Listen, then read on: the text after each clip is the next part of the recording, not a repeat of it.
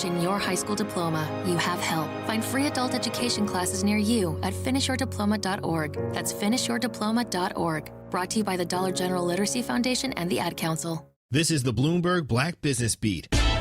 James D. White has years of experience leading businesses, including a decade-long stint as the CEO of Jamba Juice. And if there's one hill he'd die on, it would be that companies should be spending more time building a good culture. Speaking to Bloomberg, White talked about how his focus on culture helped him at Jamba Juice, and that he put it in motion as soon as he walked in the door by asking existing employees 4 simple questions. What should the organization start doing? What should we stop doing?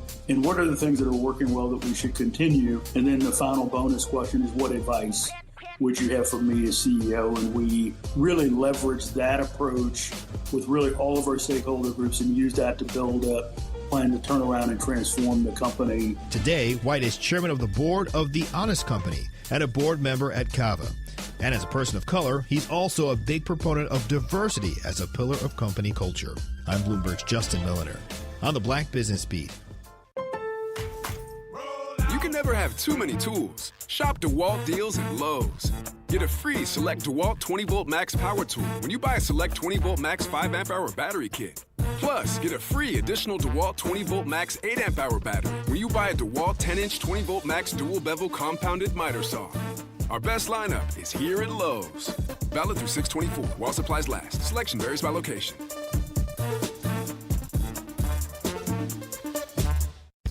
With Fidelity Wealth Management, a dedicated advisor gets to know you and your goals to build a comprehensive plan to help grow and protect your wealth. Backed by a team of specialists, they'll analyze all your accounts, even the ones they don't manage, to keep an eye on taxes and provide proactive portfolio insights that can help you unlock your wealth's full potential. Learn more at fidelity.com/wealth. Investment minimums apply. Fidelity Brokerage Services, LLC. Member NYSE SIPC. You're listening to Milwaukee Black Talk on 101.7 FM. The Truth. And 1510 AM. W269DL. Milwaukee. A Milwaukee Black media company.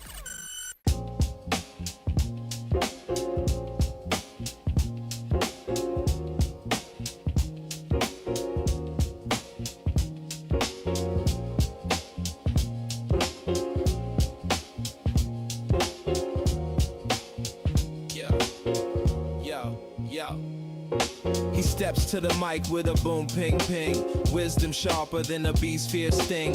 Words like fireflies that light the night. He turns the dark into blazing bright.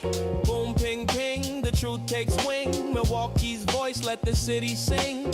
Boom ping ping, hear the freedom ring. Sherwin's the king, oh the airwaves king.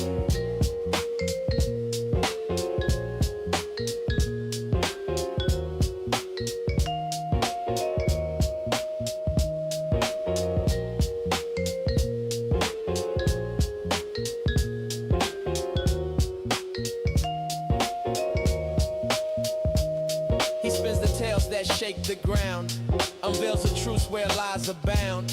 Politics, justice, social streams. He molds the chaos into dreams. No silence here, just the sound of change. Boom, ping, ping, rearrange. Boom, ping, ping, the truth takes wing. Milwaukee's voice, let the city sing. Boom, ping, ping, hear the freedom ring. Sherwin's the king, or the airwaves king. Through the static, through the noise, he amplifies the people's voice. Boom, ping, ping, like a heartbeat's call. He's got the wisdom to break down walls. Yeah.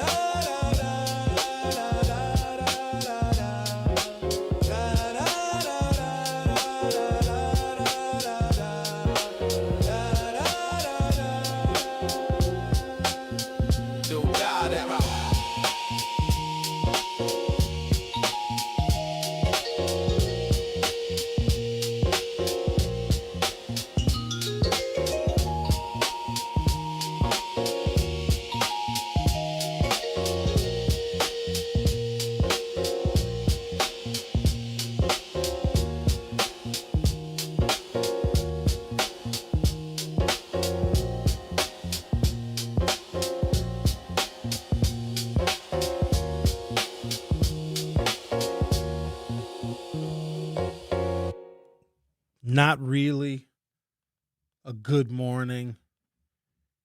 Tuesday, June 23rd, 2026. I know how they felt when they bombed Pearl Harbor. Our guy is leaving us, going to the Miami Heat.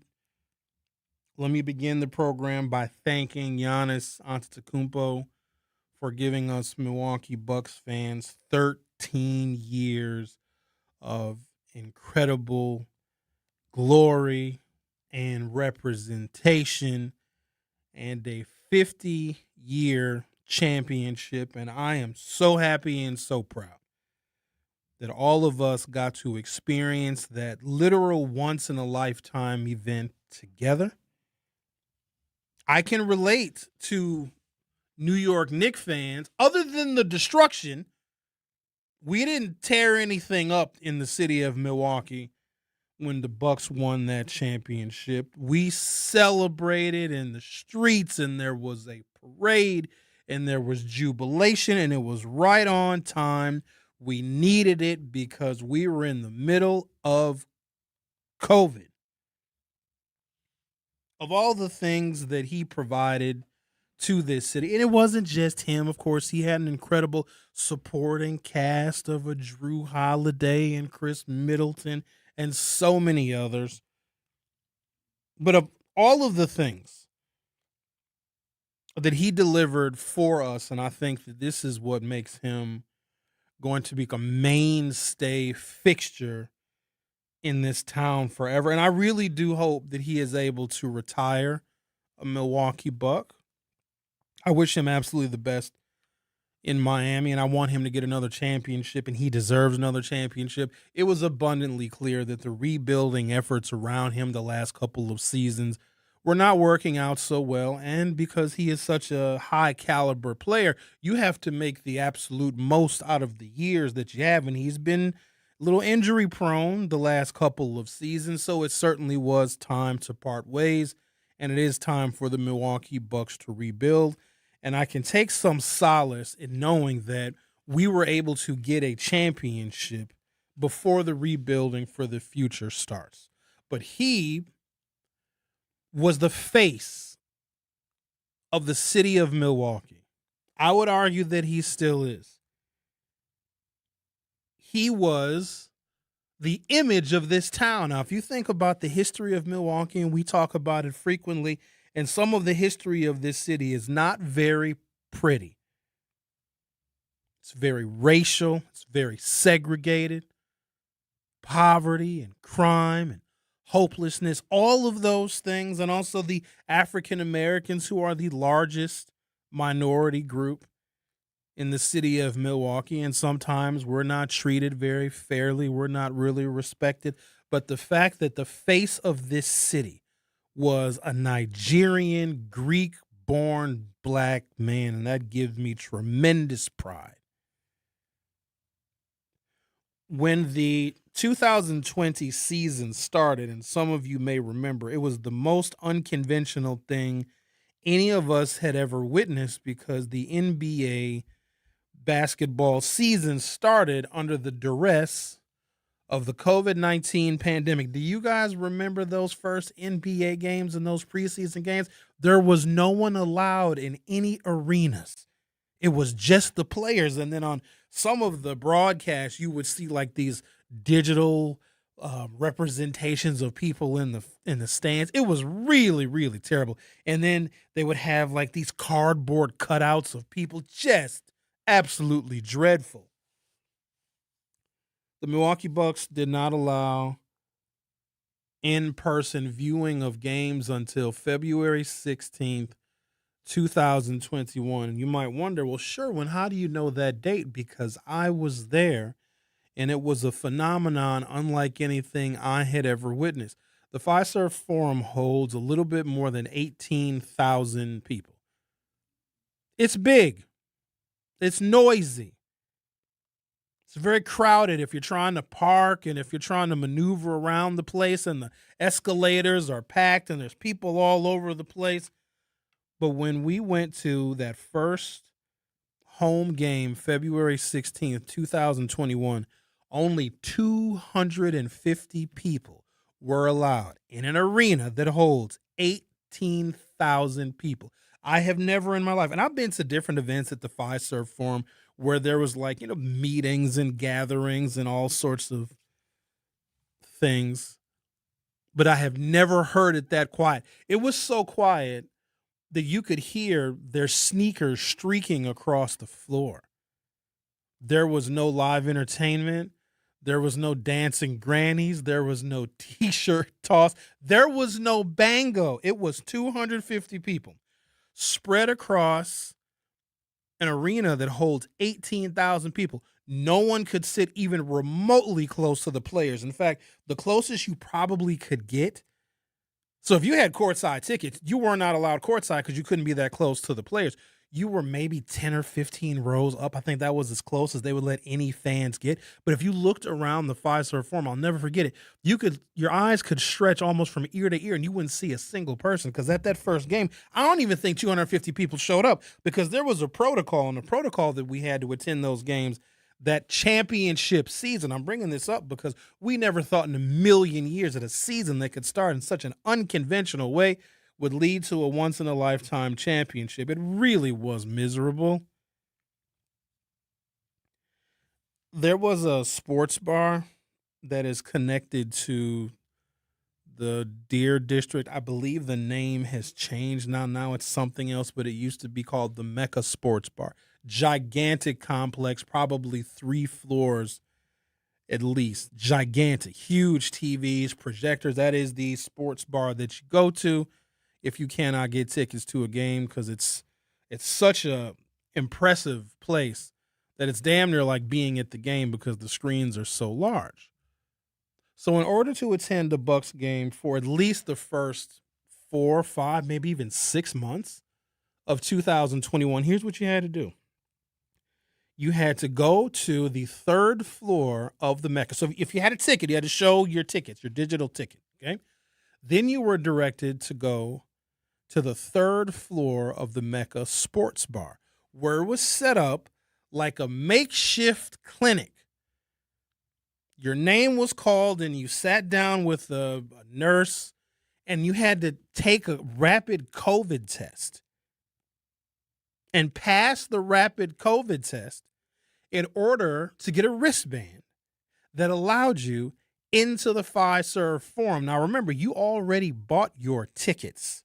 So here's how it goes. We would go with our group, and we would go one by one to the 3rd floor of the Mecca. We would take our COVID test, and then you have to go sit in the bar in designated areas. And if you came with a group, you had to sit with your group.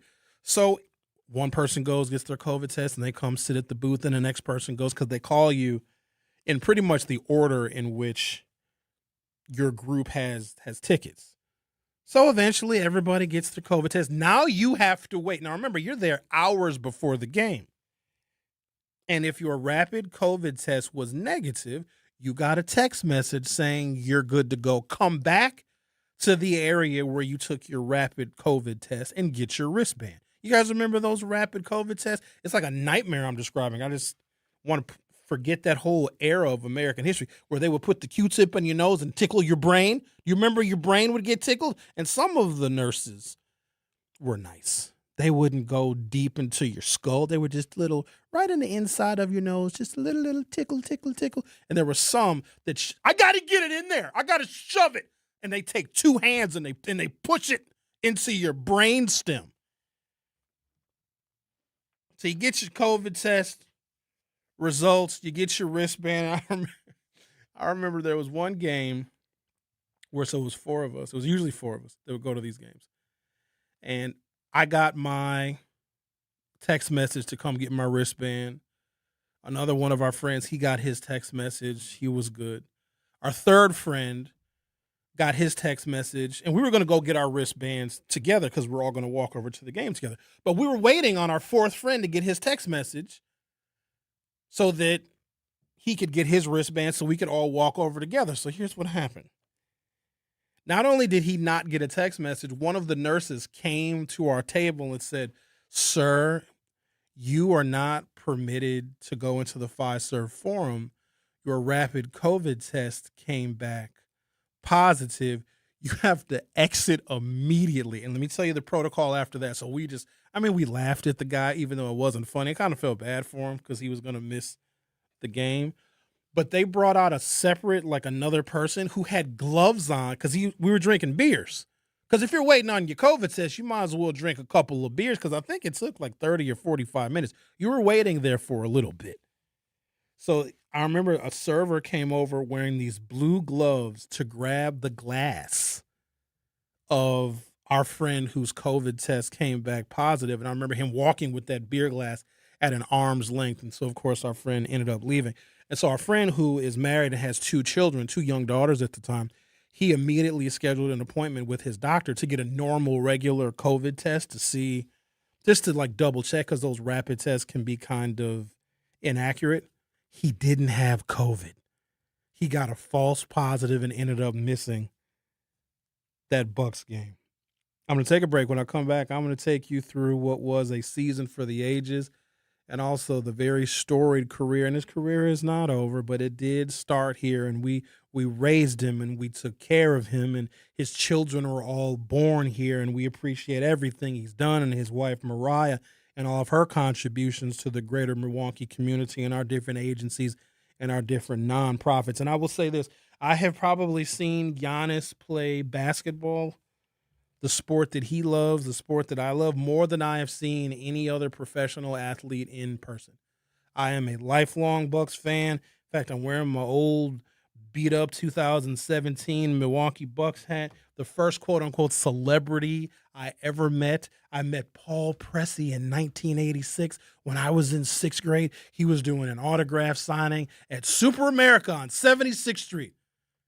Used to be Super America. I think it's a Speedway now. And I remember going with my best friend at the time, Justin, and I rode our bikes to the Super America to get an autograph and a Polaroid picture with Paul Pressey. And we're like, oh my God, we're going to meet Paul Pressey. Because, back then celebrities and professional athletes were a bigger deal than they are now. Now you follow them on Instagram and they tweet you and you tweet them back. It's not the same. So we went and we rode our bikes to Paul Pressey, and my friend Justin and I were the only ones there. Nobody else came to meet Paul Pressey. And he was like, here, I'll sign this for you. Here, I got Bucks hats for all the merchandise that they had. Because for some reason, nobody wanted to meet Paul Pressey. Me and Justin wanted to meet Paul Pressey. And he gave us all of this signed merchandise. We had so much stuff, we could barely carry it all, or ride our bikes home because we had so much Paul Pressey signed merchandise. I can tell you, 40 years later, I don't know where any of that stuff is. I said all that to say this.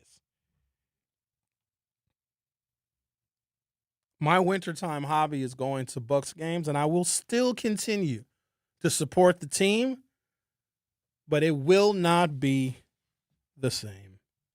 You're listening to The Truth with Sherwin Hughes on 101.7 FM. Don't go anywhere. I'll be right back. Don't touch that dial. The Truth with Sherwin Hughes will be right back on 101.7 The Truth, The Truth app, and 1017thetruth.com. The Homer Blow Foundation, Inc., nonprofit 501c3, and our presenting sponsor, Beta Philanthropies, Inc., invites you to the 32nd annual Homer Blow birthday party for the kids on Saturday, June 27th from 2 p.m. to 6 p.m. for kids ages 2 to 13 years old at the Fitzsimmons Boys and Girls Club and Metcalf School, located at 3400 West North Avenue on 34th and North. Admission is absolutely free, and after 32 years, you already know how it goes down. And this year, don't miss the kids' phone party. Shout out to our platinum sponsors, the Office of Early Childhood Initiative, Mighty Small Moments, the Brewers Community Foundation, Spectrum, and Westcare, Wisconsin. Our gold sponsors, Maleka Early Learning Center, Liquid, formerly the Oasis, Unite WI, Community Health Primary Care Services, LLC, the Greater Milwaukee Urban League, Eisenberg, Riley, and Zimmerman, and the New Pitts Mortuary. Our silver sponsors, Mr. B's Privilege Lounge and Dog City, along with Running Rebels and Griffin CDL Institute. Limited vendor spaces available. If you'd like to support or make a donation, email homerblowfoundation@gmail.com or call 414-248-4954. This is The Truth with Sherwin Hughes on 1017 The Truth, The Truth app, and 1017thetruth.com.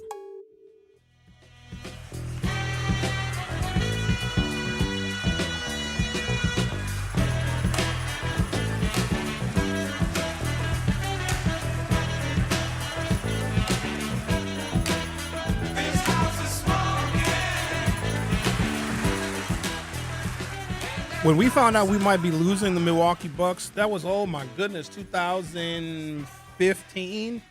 If the arena wasn't built, so we had to build the Fiserv Forum, otherwise we would have lost the Milwaukee Bucks. And then the team that was contending for the Bucks, and they knew this other city. I got mad at this other city. In fact, Bailey Coleman might be a little upset with me because it's her city of Seattle. And I was starting to see pictures on social media of the Seattle Bucks because they had logos already created. These Seattle Bucks t-shirts because they knew that Milwaukee was going to botch the deal because they didn't think that we could come up with the money to build the arena. Seattle had committed $1 billion of taxpayer and private money to build a brand new state-of-the-art arena because every so often your arenas have to get updated and upgraded, and the Bradley Center was old and it was falling apart. I talked about this a little bit yesterday. It was starting to crack, and the repairs and the maintenance that the Bradley Center needed were so expensive it would have been much more cost-effective to build a new arena. Then our homeboy, former Senator Herb Cole, comes in the clutch. He contributes a whole bunch of money.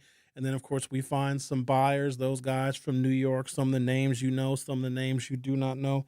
A deal was struck where the taxpayers did contribute a large sum of money to make sure that the Milwaukee Bucks stayed here. At the time, it was difficult because I was a part of the group and the organization putting forth the effort to try and convince the public that we need to keep this team here. We cannot lose our basketball team. And it was very, very tough because Scott Walker was governor, and Scott Walker had cut something like $800 million from public education. At the same time, we're trying to convince taxpayers who saw a cut of almost $1 billion of public education, oh, by the way, we need another $250 million so that we can invest in keeping the Milwaukee Bucks here. It was a very, very tough sell. Now, remember, we were many, many years away from a championship. But once we started talking to people and having conversations and doing town halls all throughout the community and trying to illustrate to people the value of keeping that team here, eventually enough public support was secured, and the Bucks stayed here, and the Fiserv Forum Arena was built, in which the Milwaukee Bucks ultimately delivered us a championship, not to mention the millions, if not billions of dollars of revenue and tax revenue that we in Wisconsin have received, that we in Milwaukee have received because we kept that team here.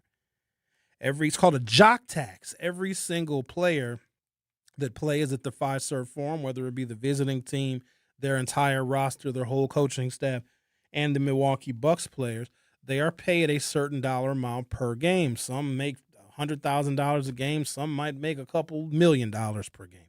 Every game that is played at the Fiserv Forum is subject to a state of Wisconsin income tax. I need you to do the math on this now.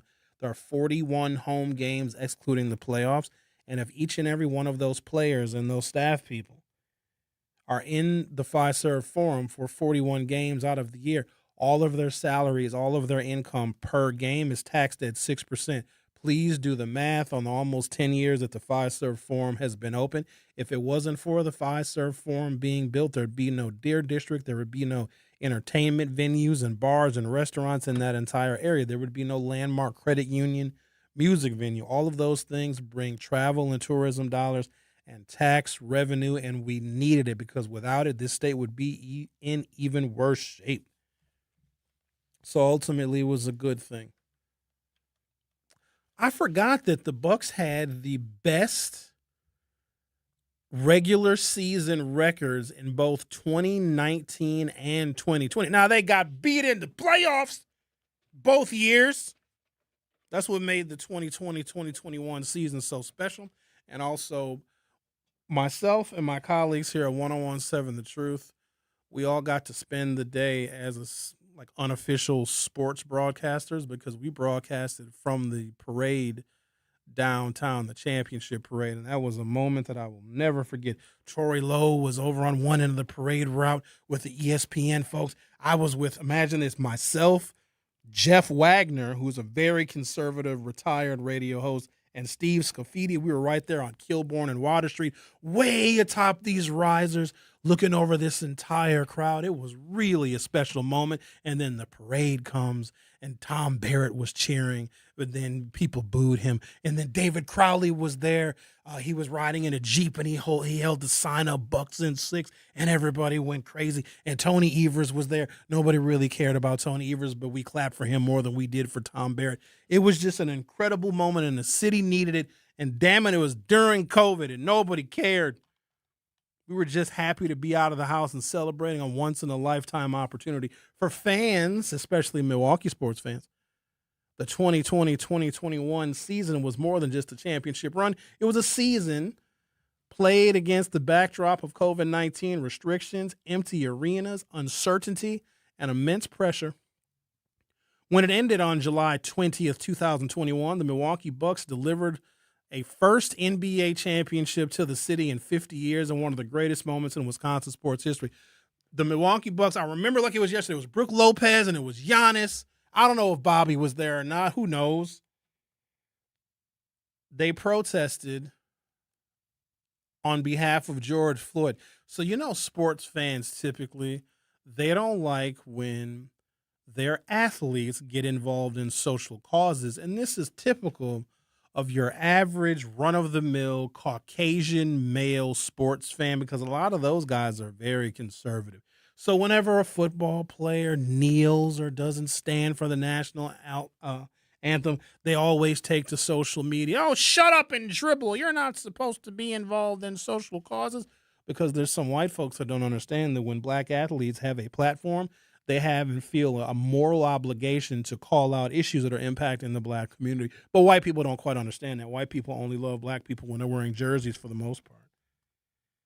When Giannis was on the front line at the very start of one of the larger George Floyd marches that we had in the city of Milwaukee, and it was during COVID because I remember he was wearing a mask, no one said anything negative about Giannis Antetokounmpo being out there leading that George Floyd protest. He was just that beloved, and it's extremely rare because we have had other prominent African Americans do great things in the city of Milwaukee, some of our political leaders and business leaders, and of course the original Lou Alcindor.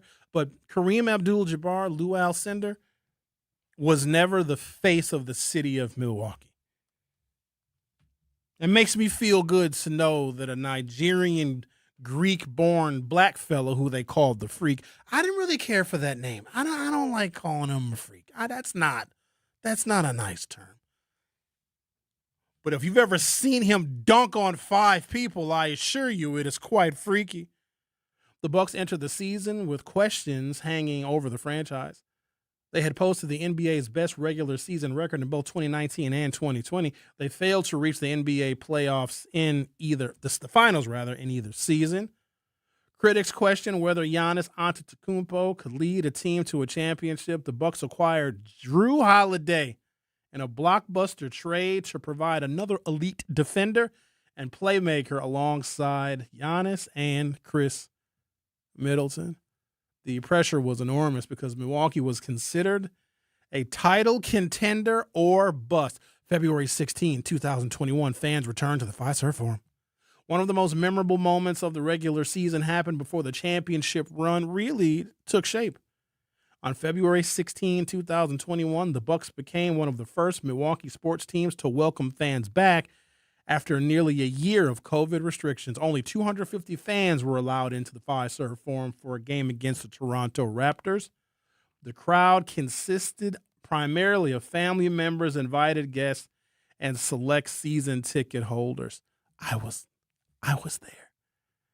We couldn't even stand up. I need you to understand this. We couldn't order any food. There was no food. There was no drinks. There was no entertainment.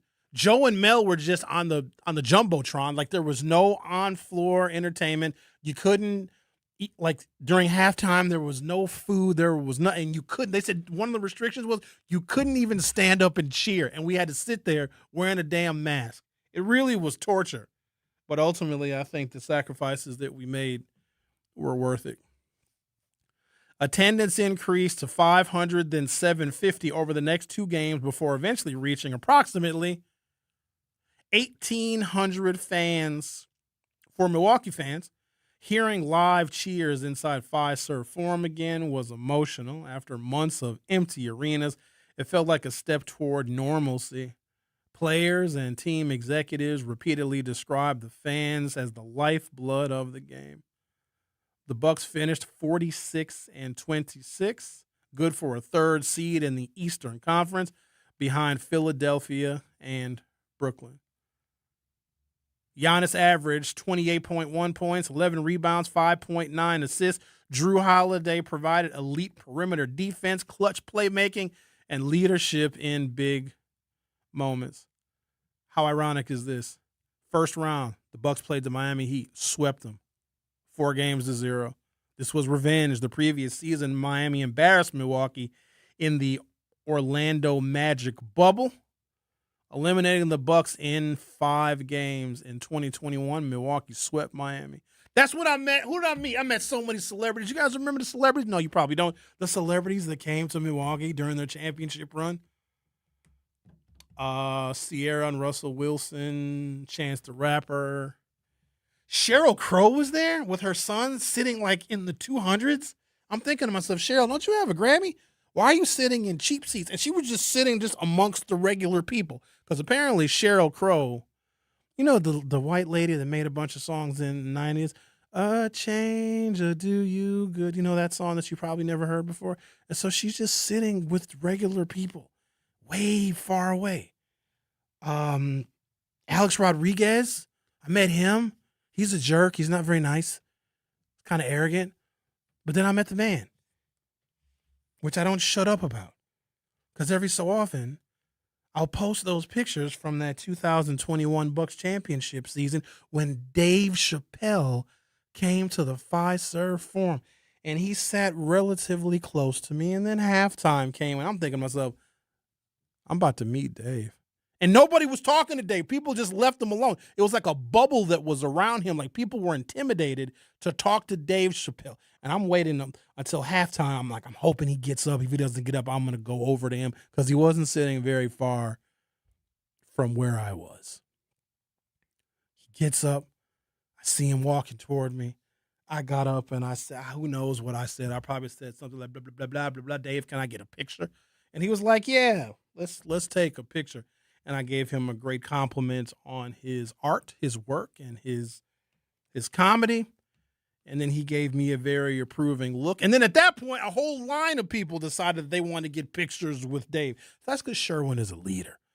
I was the first one to approach him and get a picture. And I post those pictures several times a year because that was a highlight of my life. And just think, this little old podunk city of Milwaukee with all this crime and all this violence and all this shooting and all these high-speed chases and all this car theft welcomes so many important, notable people and celebrities to our little itty-bitty city to see our team win a championship. I'm not even a sports broadcaster, but I'm feeling very nostalgic today. So I'm take a break, come back. We do have other things to talk about, but would love to hear your Giannis stories or your history with the Milwaukee Bucks. I know a lot of you are also fans and have been to many games. I do want to touch on the trade deal, which I'll be the first one to admit I don't understand it. I don't understand why you thought that Giannis's name was hard to pronounce. Wait until you hear the names of some of these people that the Bucks picked up in this trade deal. I don't even know how to say. I hope they're good. I hope these Tyler Hero, we know him. He played at Whitnall. Then he went to Kentucky.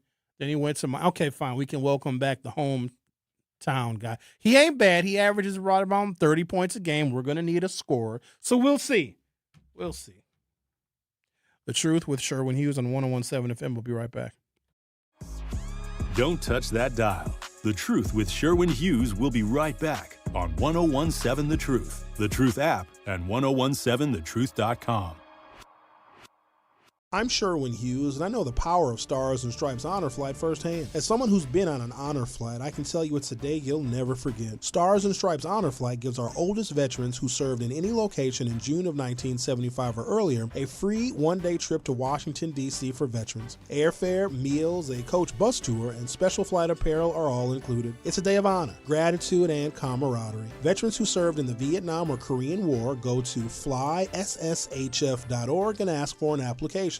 Natural gas is a clean, reliable, and convenient source of energy delivered directly to you through underground pipelines. The pipeline system has an excellent safety record, but there are clues that can help you identify a potential hazard. If you smell the strong odor of rotten eggs, hear an unusual hissing sound, or see blowing dirt or debris, it could be a natural gas leak. Leave the area immediately and call We Energies at 800-261-5325. We Energies. People you can trust. Energy you can depend on. The Homer Blow Foundation, Inc., nonprofit 501c3, and our presenting sponsor, Beta Philanthropies, Inc., invites you to the 32nd annual Homer Blow birthday party for the kids on Saturday, June 27th from 2 p.m. to 6 p.m. for kids ages 2 to 13 years old at the Fitzsimmons Boys and Girls Club in Metcalf School, located at 3400 West North Avenue on 34th and North. Admission is absolutely free, and after 32 years, you already know how it goes down. And this year, don't miss the kids' phone party. Shout out to our platinum sponsors, the Office of Early Childhood Initiative, Mighty Small Moments, the Brewers Community Foundation, Spectrum, and Westcare, Wisconsin. Our gold sponsors, Maleka Early Learning Center, Liquid, formerly the Oasis, Unite WI, Community Health Primary Care Services, LLC, the Greater Milwaukee Urban League, Eisenberg, Riley, and Zimmerman, and the New Pitts Mortuary. Our silver sponsors, Mr. B's Privilege Lounge and Dog City, along with Running Rebels and Griffin CDL Institute. Limited vendor spaces available. If you'd like to support or make a donation, email homerblowfoundation@gmail.com or call 414-248-4954. Hear that? That's the sound of your life. Perfectly imperfect. Beating in rhythm to the world you've created. But every time you drive after drinking, the music gets drowned out. Your life sounds pretty great. Don't let a buzz ruin it. Buzz driving is drunk driving. Don't drive buzzed. A message from NHTSA and the Ad Council. This is The Truth with Sherwin Hughes on 1017 The Truth, The Truth app, and 1017thetruth.com.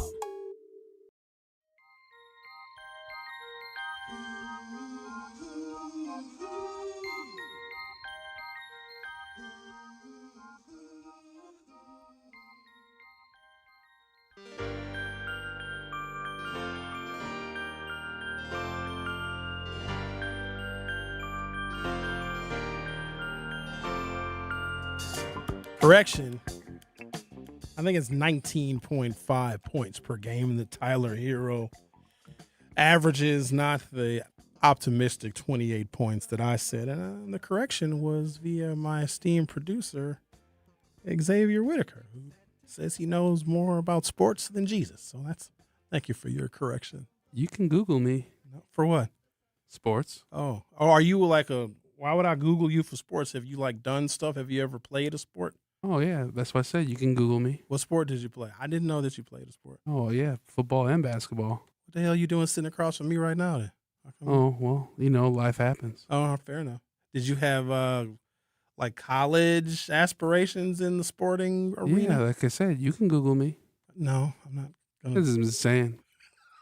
Whenever somebody said, just note to everybody listening, whenever somebody says you can Google me, don't. Because if people knew, no offense to you, Xavier. It'll be the first thing that pops up. I've heard a million times, Sherwin, you should Google me.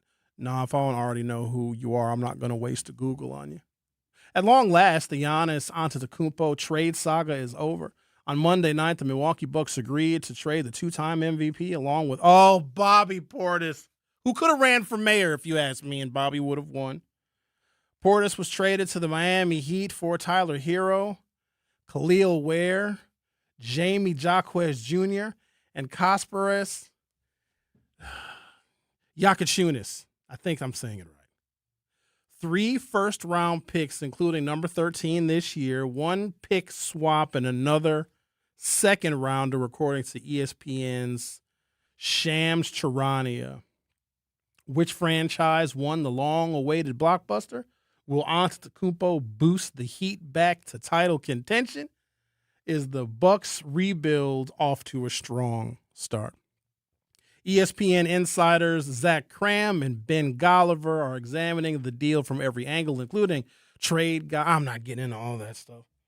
I just know that there was a legacy that was set by the talent and the sportsmanship and the good public stewardship of Giannis Antetokounmpo, and it looks like that's all done. NBA Finals, Phoenix Suns. The Suns won the first two games. Milwaukee was down 0-2. National media largely counted the Bucks out. Then Giannis produced one of the greatest final performances ever. Game 3, he scored 41 points. Giannis scored 26 and delivered the block.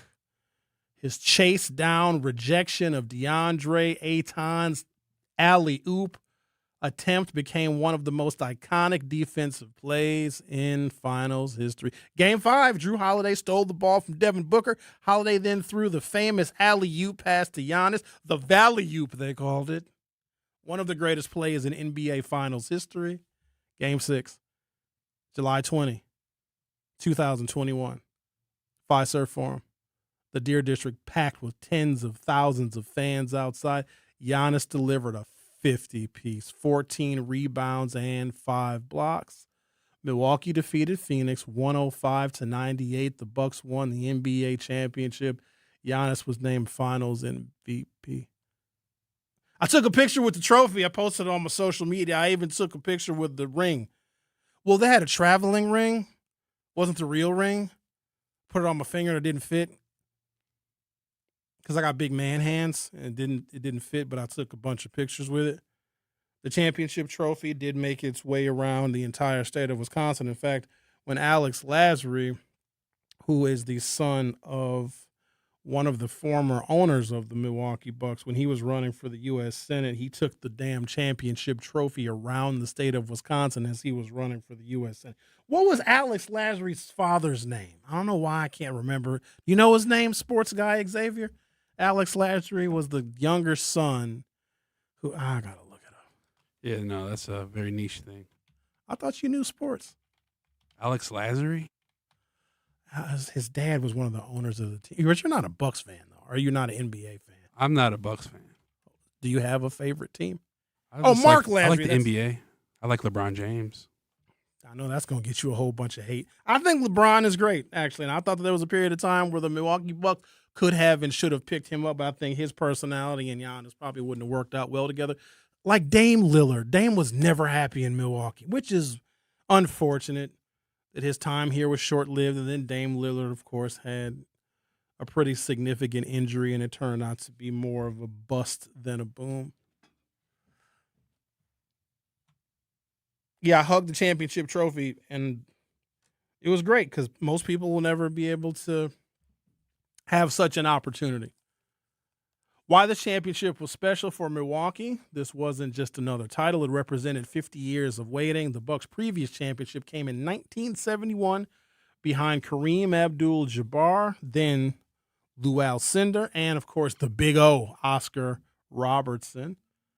The city waited a half century for another small market triumph. Milwaukee defeated teams from Miami, Brooklyn, Atlanta, and Phoenix without forming a superstar super team. Giannis stayed. Perhaps the most important story, rather than leave Milwaukee for a larger market, Giannis signed a supermax extension before the season. He then rewarded the city with a championship. For Milwaukee sports history, the 2021 Bucks championship ranks Milwaukee Bucks winning the 1971 title, the Green Bay Packers winning Super Bowls 1 and 2, and the Milwaukee Brewers reaching the 1982 World Series. Many historians consider Giannis's 50-point Game 6 performance the greatest individual game ever played by a Milwaukee professional athlete. The season began with only 250 fans cautiously returning to the Fiserv Forum on February 16, 2021. It ended 5 months later with a championship parade attended by hundreds of thousands and a city celebrating its first NBA title in half a century. Let's talk to Vincent. You're on 101.7 The Truth. How are you? Good morning, Sherwin. Morning. Good to see you. Good to see that you're back still on the radio. So that's a great thing, and glad to see you there. Glad to hear you. Thank you. I didn't think that I left, did I? Did I leave? Other people left. Yeah. But hey, but you're still there, man, and that's a great thing. But I have a question. It's sad to see Giannis go, but does the trade mean that his brothers go as well? And did they get the 13th pick of Miami's or not? 13th pick, yes. Thanasis stopped playing, I think. I think he stopped playing this past season or the season before. And I think we have another brher. I don't know. I haven't heard anything about the youngest League. Brother. Yeah, I'm not sure. G. They all. Yeah, so. Xavier said he plays overseas. Oh, he does. Yeah. Okay. Well, that's what I wanted to know, because I think one of the problems was that Giannis's brothers basically took away another player that we could have had on this team that might have made a difference. But that's the way things go. Giannis got his way, and so it's just sad to see him go. But he had some great times here in Milwaukee. But sometimes change is good for both teams. Might be good for both teams. So we'll see. Only time will tell. Thank you, Vincent. Appreciate your call. Take it easy, Sherwin. Thanasis sucked. Is it okay to say that now? I've seen him miss more dunks and layups than I've seen him make shots and score points. However, so a couple of things. When Thanasis, Giannis's older brother, when he gets in the game, the Bucks are up by like 40 points, so you know they're going to win. But when Thanasis does score a point, you would think that the Bucks won another championship because it was such a rare sighting. And he'd miss a dunk, and he'd always look so bewildered, like he would look around at the crowd like, I can't believe I missed it. I can't believe I missed it. Throwing the ball into the hole. It was kind of like when they put the special kid in. He probably is very happy for his brother, like we are happy for him as well. All right, we're going to get back on to regular things. That's enough sports broadcasting for the day. You are listening to The Truth with Sherwin Hughes on 101.7 FM. I'll be right back. The Truth with Sherwin Hughes returns after this on 101.7 The Truth app, and 1017thetruth.com. This is The Truth with Sherwin Hughes on 101.7 The Truth app, and 1017thetruth.com.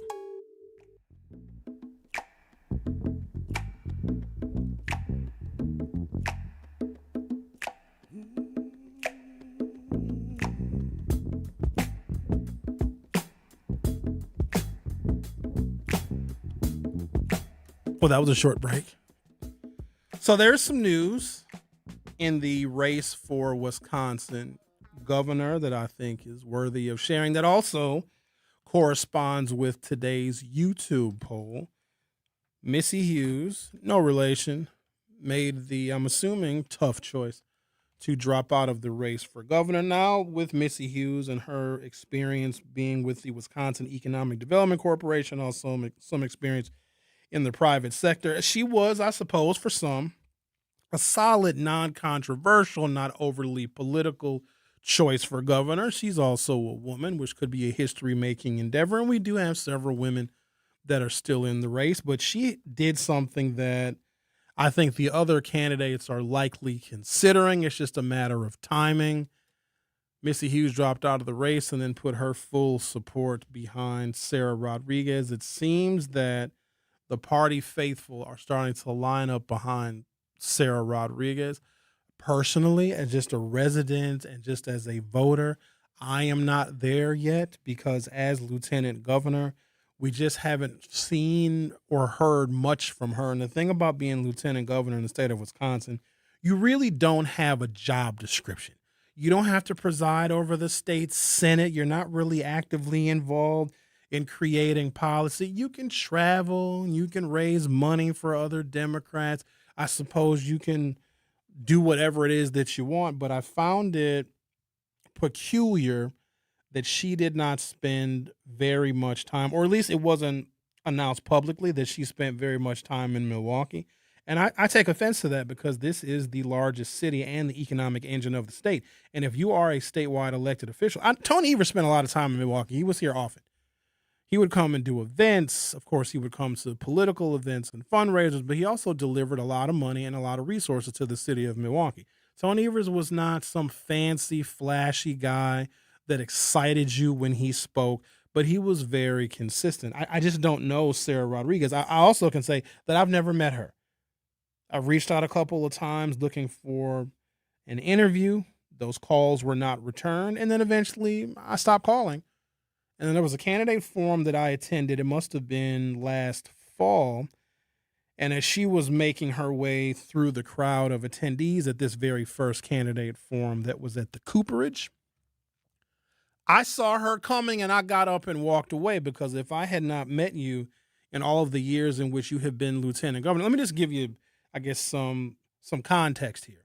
I could send an email right now, and someone from Tony Evers, the governor, his office would get back to me within 10 or 15 minutes with some potential dates in which the governor would call in. Sometimes it was the exact same day.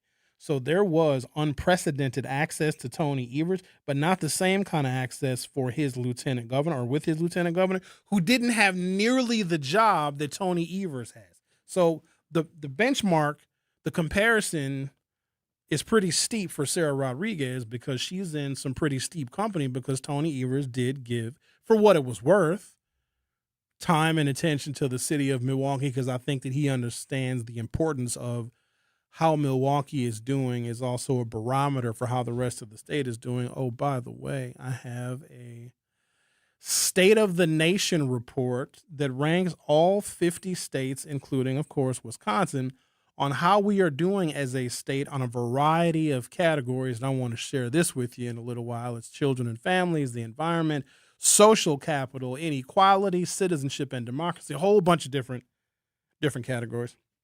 But it seems that the establishment Democrats are going to start lining up behind Sarah Rodriguez, and this is a calculated risk. I also think that there is a reduced appetite for Francesca Hong, and that too is a calculated risk, because she's running a great grassroots campaign. I think that she is speaking to a cohort of people and voters in the state of Wisconsin that really are feeling the pinch and the disappointment from Donald Trump, from the Republican leadership in the state. And I think that she is coming along at the right time, which is good, because we like candidates that make us feel good. But here is the very tough question, and it's a non-emotional, objective question. Can she win? That's it. We have to figure out, and we got to do this collectively some kind of way, which is tough because collectively we don't really do much together. Everybody is an individual. We have to figure out which of these candidates can win. And when you have a field that is this crowded, and some of these candidates who are very stubborn and don't want to surrender their campaigns, in which they are putting a lot of effort, like they're sacrificing time away from their families. They're taking leaves of absences from their jobs. Some folks are campaigning full-time and still working full-time. David Crowley does not get to take a leave of absence from being county executive, because I'm sure you guys know there is no vice county executive to take over the execution of county functions in David Crowley's absence. So it's very, very taxing. Also, the calls that they make to their donors and the contributions that they get, they want to do right by their donors. And some of their donors are regular old folks like yourself. And those donors are investing in these candidates' campaigns in hopes that they stay in the race and see the election to its completion. So I asked you a question on YouTube. Who do you think is the next one to drop out? Typically, they fall like dominoes. If you can recall, in times where we've had other crowded primaries, usually when the first candidate drops out, it's like the dam breaks and then other candidates will follow.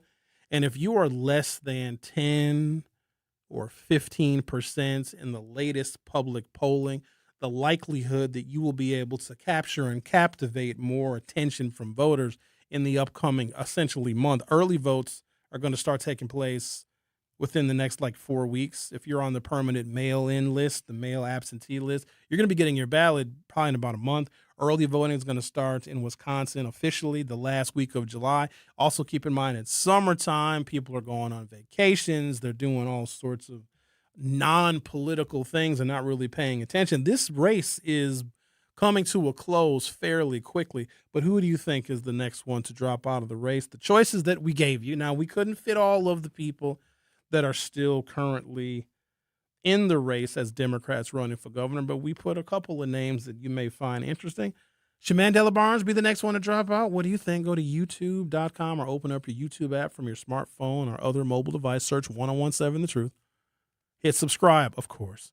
And then you'll be able to not only participate in our very lively YouTube chat, you'll be able to vote in our non-scientific poll that we have on YouTube. Who is the next to drop out of the race for governor? Will it be Mandela? He has lost some pretty significant support over the past couple of weeks, and I don't know if the writing is on the wall for him. But do you think he would be the next one to drop out? And, of course, there's Joel Brennan. And Joel Brennan has said, I'm going to say some very off-color things about the reality of the governor's race, even though what he said was offensive. It's true. Maybe Wisconsin is not ready for a non-white, non-male governor. Joel Brennan said that. Will he be the next one to drop out of the race? Will those words he uttered be the end and the death knell of his campaign? And then there's Kelda Roys. God bless Kelda. She just runs and runs and runs and doesn't win. She's run for Congress in the 2nd District, not successful. She ran for governor in 2018, not successful. And I do not believe that she has polled better than 2 or 3% in this run. However, I am seeing her television commercials in great frequency. Do you think she will be the next one to drop out of the race? Side note on Kelda Roy, she is a state senator in which Francesca Hong is a state assemblywoman in the same district in which Kelda presides in the Senate. So there's a lot of overlap between those two ladies. And then, of course, the last option that we gave you was Francesca Hong. I just want to see what people's sentiment is on her. Should she be the next one to drop out of the race? I highly doubt she does. I'd imagine with her grassroots support, Francesca Hong will see this thing through August 11th. But her campaign is one that seems to be much more emotional than practical. And the thing with Democratic Socialists or social Democrats, there is a difference and a distinction. Sometimes that emotion does not turn into objective votes. Bernie Sanders is an example. Bernie Sanders did win the 2016 Wisconsin primary, but, for whatever reason, he was not able to galvanize enough support, especially in southern states where black Democratic primary voters have a lot of influence. Bernie Sanders has never really been able to galvanize African-American support, and I'm wondering if the same may be true for Francesca Hong. Only time will tell. I'm going to take a break and come back for hour 2. The Truth with Sherwin Hughes will be back shortly. The Truth with Sherwin Hughes returns after this on 1017 The Truth app, and 1017thetruth.com. Life's better with Drive My Way from American Family Insurance, because we know it's more than just a car. It's your escape pod, your adventure mobile, your memory maker. And we help protect the dreams that drive you. Personalize what you pay for auto insurance and you could save between 10 and 35%. American Family Insurance. Get a quote and find an agent at amfam.com. Products, pricing, and availability vary based on the way you purchase insurance and by state. Unsafe driving behaviors may increase your rate. American Family Mutual Insurance Company, SI, and its operating companies, 6000 American Parkway, Madison, Wisconsin. The performing arts do more than entertain. They bring the community together. From live performances and arts education to free community events, UPath helps support the organizations that keep southeastern Wisconsin vibrant. But it only happens because of people like you. Every gift helps keep the arts accessible and inspiring for the entire community. Join thousands of supporters and give today at upaf.org. UPath. One gift, regional impact. I always had to be so good, no one could ignore me. Carve my path with data and drive. But some people only see who I am on paper. The paper ceiling, the limitations from degree screens to stereotypes that are holding back over 70 million stars. Work are skilled through alternative routes rather than a bachelor's degree. It's time for skills to speak for themselves. Find resources for breaking through barriers at tearthepaperceiling.org. Brought to you by Opportunity at Work and the Ad Council. Mommy, can I sit in the front seat just this one time? Please, please, please.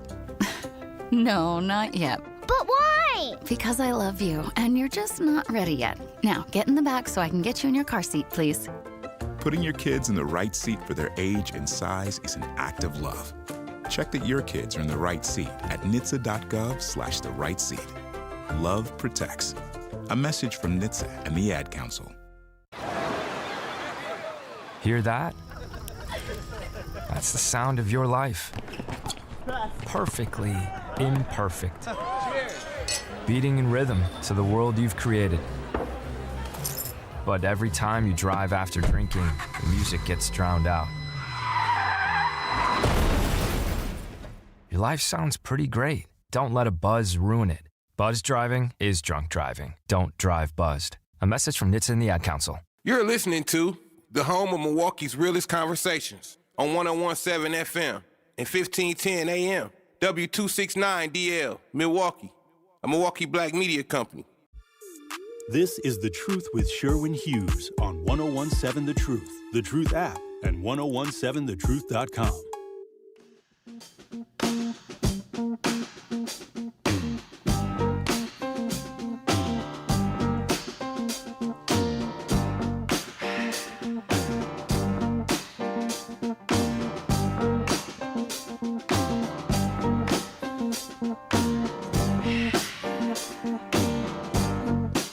Welcome to Hour 2 of The Truth with Sherwin Hughes. So I have this article here. The stateofthenation.org is the website if you care to frequent it. And it ranks all 50 states on a whole bunch of different social indicators. And of course, Wisconsin being one of the 50 states is included. And some of the data that Wisconsin is showing, I got to keep in mind that the entire state of Wisconsin is not Milwaukee. It's almost like the city of Milwaukee, not even Milwaukee County, because there are parts of the county that are much more reflective of other parts of the state, but Milwaukee is very unique, and I seem to over-index for Milwaukee. Overall, Wisconsin is a relatively low poverty, low crime state, but there are pockets where the poverty is in fact higher and the crime is higher. And there's a bunch of factors for that. Urban environments require more than outstate Republicans who currently control the legislature are oftentimes willing to give. And what they would prefer to do is take from Milwaukee and all the income tax revenue and all the property tax revenue and all the sales tax revenue, and then dole it out to these smaller towns and smaller counties that don't even have industries. You've got large parts of the state where farming is essentially the big industry, whether it be ginseng or soybeans or cranberries, where those are very large industries, but there's a limited growing season. You can't grow the cranberries 12 months out of the year. I don't even know when you grow a cranberry. Have you ever eaten a raw cranberry? It tastes like Satan's testicles. Because I like cranberry juice because it's got some tang in it. It's tangy. It's good. I like cran grape, cran apple. I like a cran raspberry. I like the cranberry juice. And so I'm thinking, I even like cranberry sauce and sparingly. I once was presented with an actual cranberry. Here you go, Sherwin, because somebody I think was going to make homemade cranberry sauce. I don't know what kind of time you have to have on your hands to say, I'm going to make homemade cranberry sauce. Cranberry sauce needs to come in a can, and it's a blob of jelly. And you got to shake, you got to wiggle it. That's cranberry sauce to me. So here you go, Sherwin. Try this raw, butt-naked cranberry. The person that gave me the cranberry was a lady. However, if she was a man, I would have fought her. Question. Don't come for me when I ask this. You're not supposed to hit a lady because you're not. Okay? That's just the rule. Just accept the rule. It's like a law. Don't hit a lady. Okay? Because you're not supposed to. Can I hit a transgender man? Female to male. Hang on. I gotta do the calculus. Yeah, yep. Yeah, so female to male is a transgender man. Equal rights, equal fights. Okay, one more for you. What about a stud? Because they walk the line.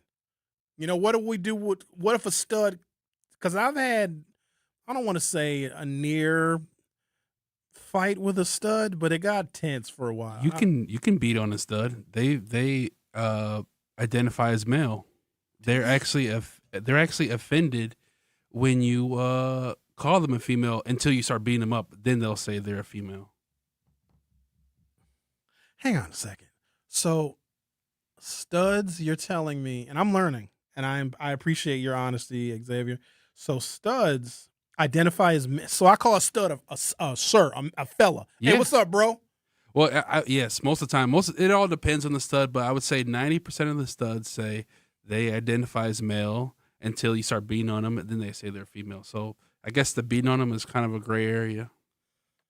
So then if a stud identifies as male, these are legitimate questions. I don't want anybody to think that I'm poking fun. I need to learn because I can teach you a few things. Hold on, man. Not about the studs, but Hold on. No, I don't need to learn nothing from you. In fact, we came up with a nickname for you in the Hughes Views 414 Facebook group. You want to know what your new nickname What is? is that? Big Freaky. Big Freaky? How am I Big Freaky? Because you big freaky. First of all, you're 19 feet tall. That's number one. And you've said some things that fall into the freaky category. You be doing some freaky stuff. Nah, I'm just reacting to Al and you. You guys are bad influences on me. Well, then you know what? Maybe you need to stop reacting to me and Al because you turning into big freaky. Hold on, let me get back on track here.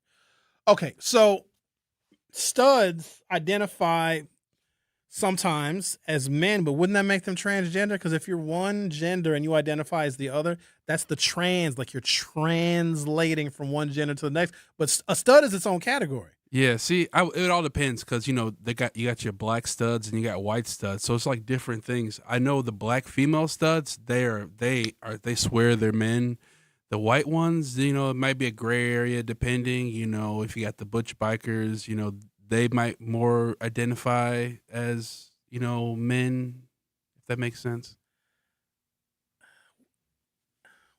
Where do they, if I wanted to go, where do the studs and the lesbians hang out?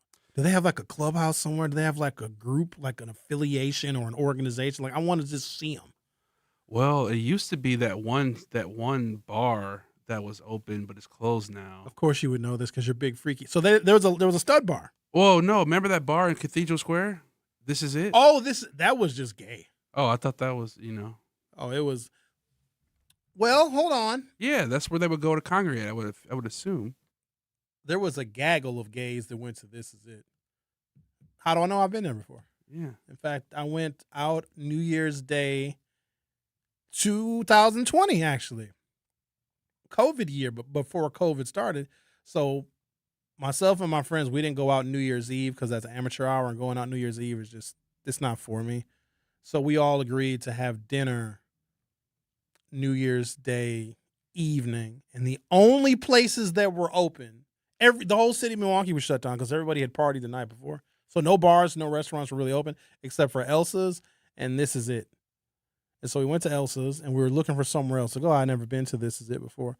And it was myself, a prominent African-American developer in the city who will remain nameless, and 6 women. And they're like, oh, we should go to This Is It. But This Is It has a nickname that I can't say on the air. So they're like, oh, let's go to insert nickname. And myself and my African-American developer friend were like, no, thanks. Not for us. They're like, oh, come on, guys. It's going to be a great time. And plus, you're with 6 women. Didn't take much convincing. And so we walked up to the door. I had walked past that place 1,001 times, never even knew it was there. It's very like discreet. And so it's quiet. We walk up, we open that door. It was unicorns and glitter. It was gays swinging from the chandeliers. It was gays walking around with trays of drinks with no shirts on. It was a drag show going on. I'm like, what on God's green is this? Oh, the gays can throw a party. Indeed, they can. It was actually a really good time. And it's not,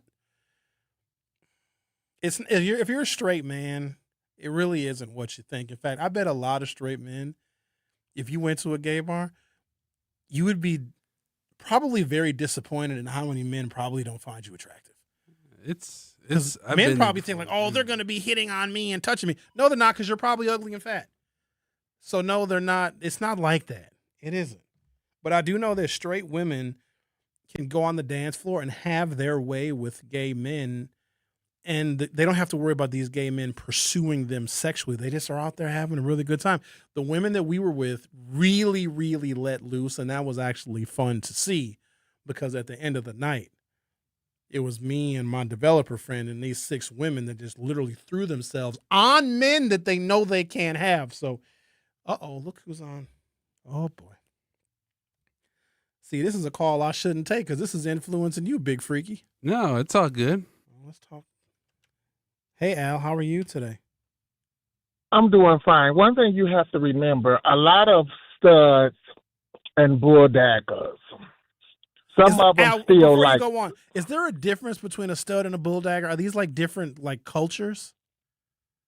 No, one might have a Philly fro and the other one might just have a fade. The only difference is one might drive a Tahoe and one might drive a Malibu.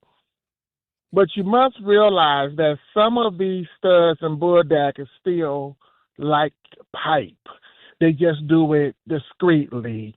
You might have one that look like Barry White, been around the world, yeah. And she might just want you to rub it across her clitoris, but not go in her guts. But a lot of them still like to be piped down.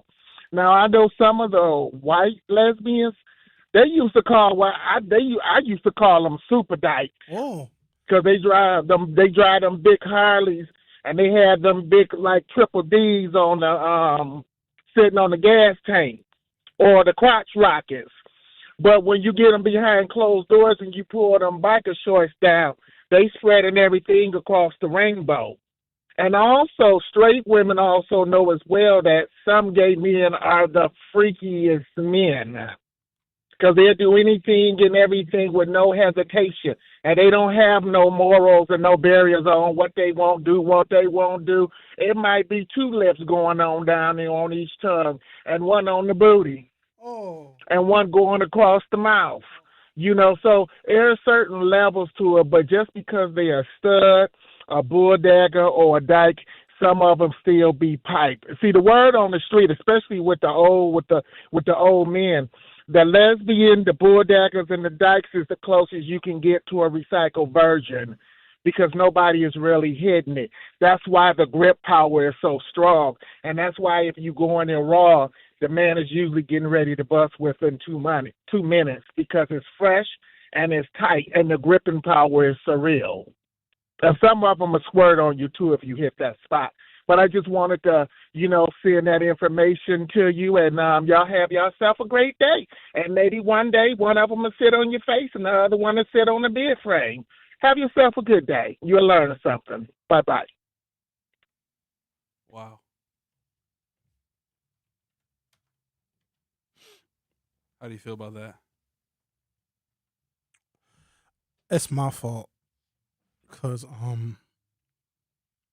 you know how this started? It started with someone that gave me a cranberry to eat, and it wasn't very good, because a freshly picked raw cranberry is not very tasty. And it was a woman that gave me the cranberry to try, because she bought fresh cranberries because she was going to make homemade cranberry sauce. And I was so appalled by the taste of cranberry. I said that if the person that gave me that cranberry was a man, I would hit them. But because it was a woman that gave me the cranberry, I just expressed verbally my displeasure with the taste of the cranberry. And then we went from a cranberry.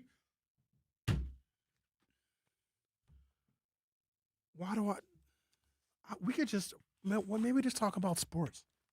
Maybe we'll just Google Xavier and just talk about his Google history, because you're famous apparently for your sports playing. A little bit. Not really.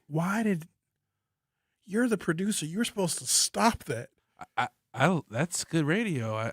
It was only one part where he was walking the line. Walk the line? He shredded the line. You think it was that bad?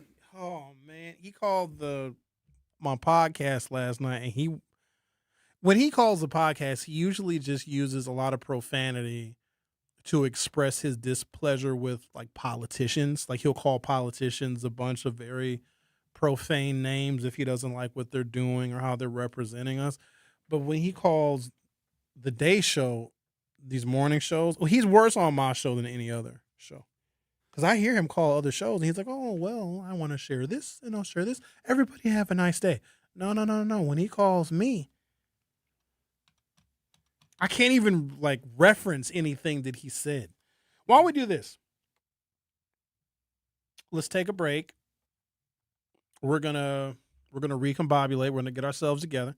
Okay? We're gonna pull ourselves up by our bootstraps. We're going to talk about the state of Wisconsin and how we are doing on a number of different social indicators. And based on the information I'm going to share with you on the other side, how should the remaining gubernatorial candidates that are in a very crowded Democratic primary, how should they shape and reimagine their campaigns to deal with where Wisconsin is right now? And as I happen to just look in the YouTube chat, which do that at your own risk, because they say everything in YouTube chat, Babar said, I'm a stud.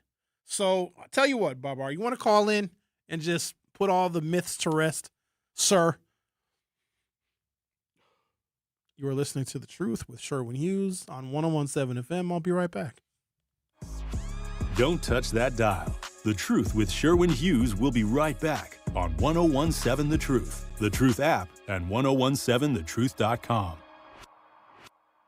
In Milwaukee County, equity means making sure everyone has a real chance to thrive. That's why the Milwaukee County Office of Equity works to help remove barriers, strengthen community connections, and support fair access to opportunities across Milwaukee County. Want to learn what they do, explore resources, or find ways to get involved? Just search Milwaukee County Office of Equity online. Milwaukee County Office of Equity, advancing equity for all Milwaukee County residents. For more information, search Milwaukee County Office of Equity online.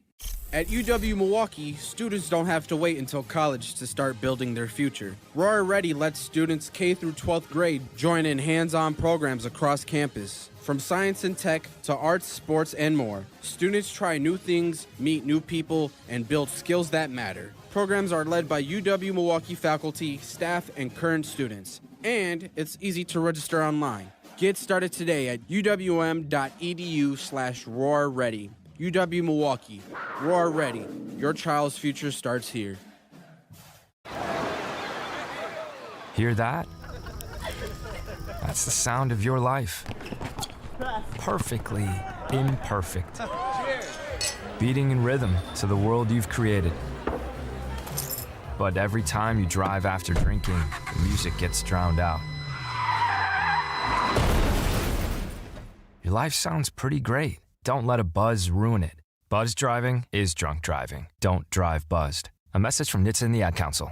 Doctors Without Borders is delivering life-saving medical care where it's needed most in communities around the world. From bandaging war-wounded patients in Sudan to providing clean drinking water in Haiti, we're in more than 70 countries worldwide, bringing patients from sick to recovering, from emergency to aid, from crisis to care. This life-saving care is made possible by a global movement of supporters like you. Thank you.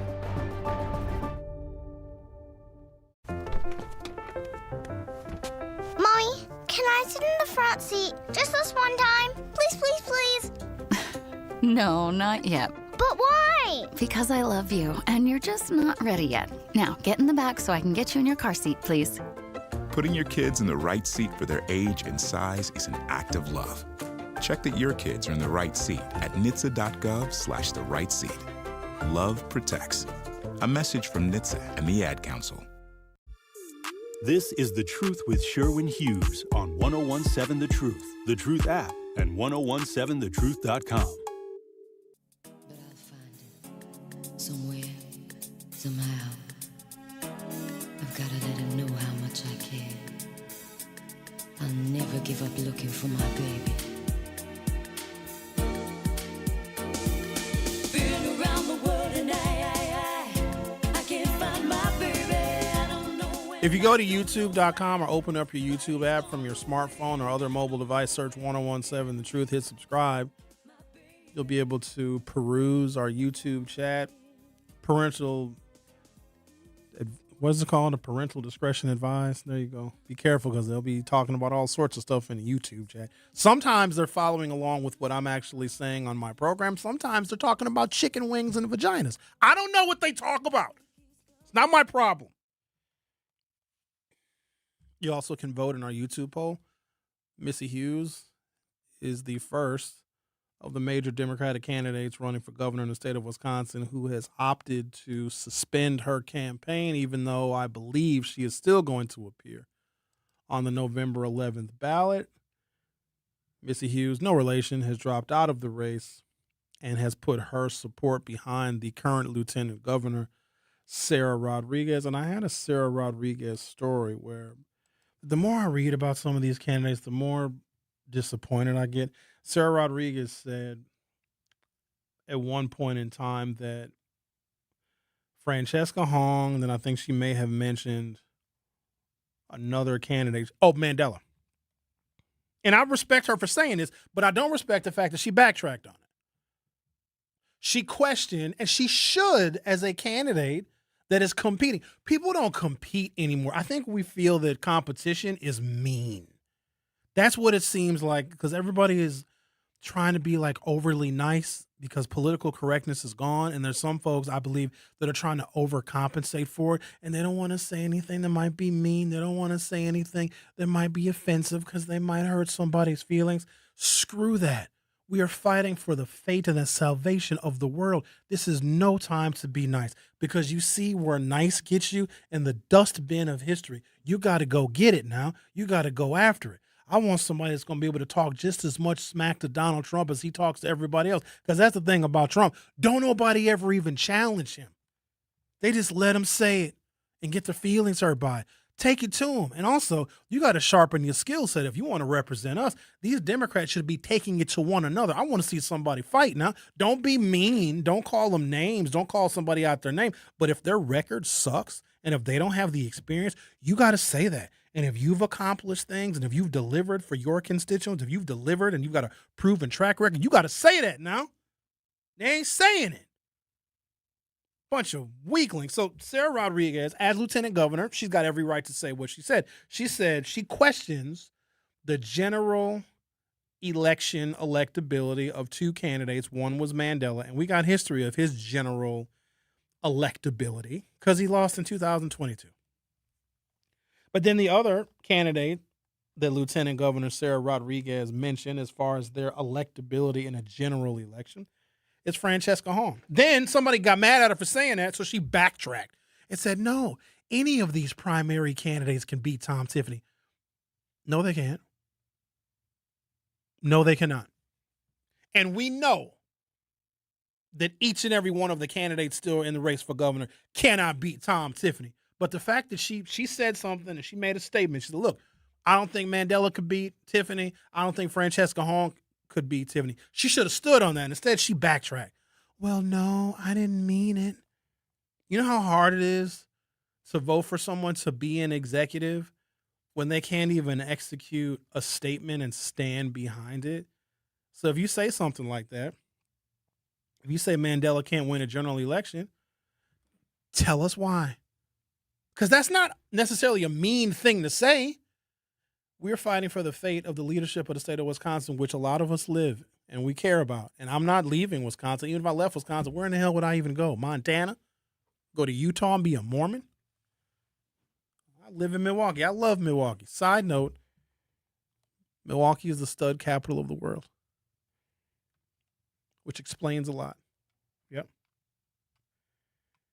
If you can't say something and then tell us why you feel that way, tell us, Lieutenant Governor, why do you feel that Francesca Hong is not electable? And she might make sense, but she didn't even articulate it. She backtracked it. So this goes into my thinking, because we're going to be in a relationship with whoever wins in November. We're going to be in a relationship with that person for 4 years, because we do not recall governors in the state of Wisconsin. We let them screw up really, really bad, like with Scott Walker. And then what do? We probably end up reelecting them. So whoever gets elected governor, we're going to be in a relationship for 4 years minimum with that person, potentially 8, because governors tend to get elected and reelected in the state of Wisconsin.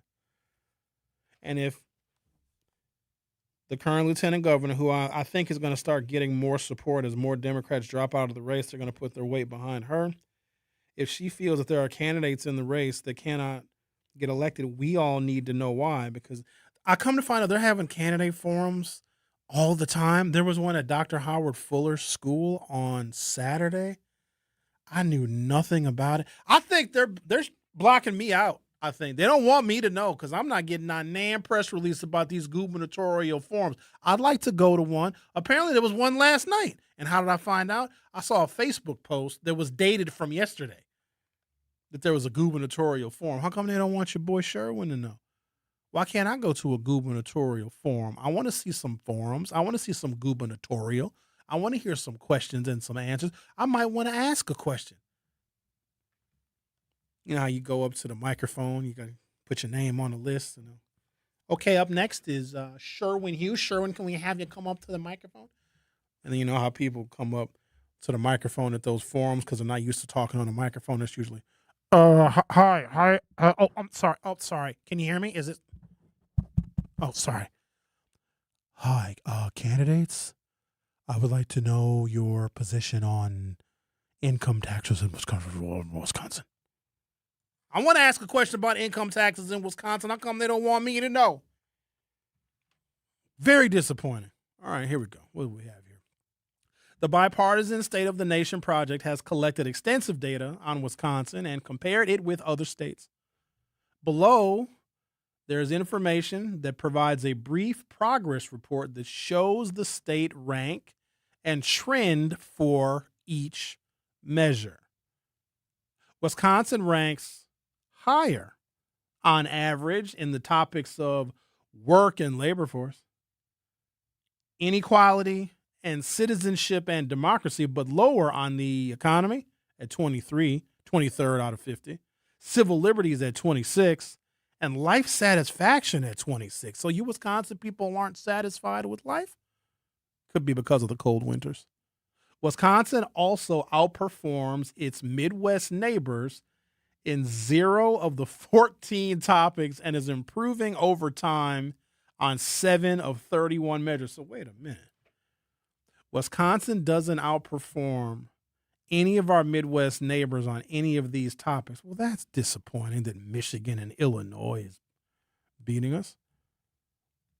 First category is children and families. Child mortality, we rank 28. So what does that mean?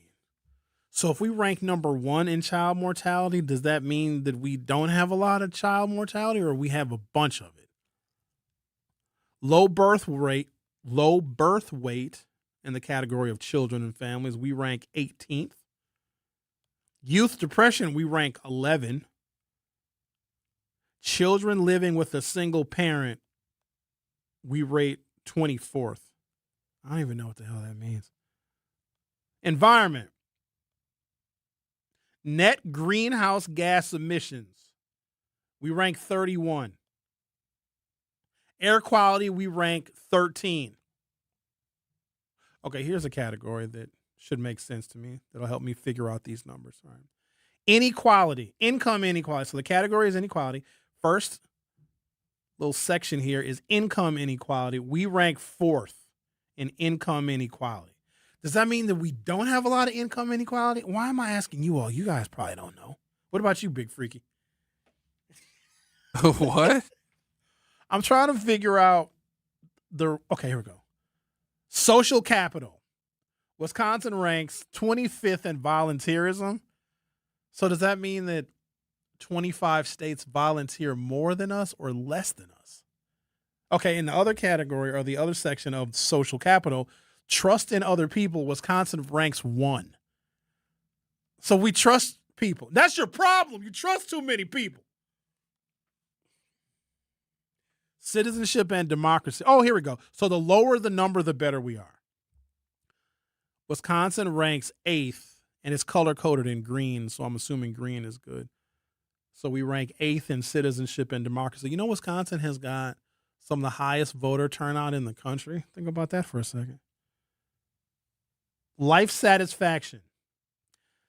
The question is satisfaction with your current life in Wisconsin. We rank 46, and it's in red, so we are not happy with life in Wisconsin. I don't think it's that bad.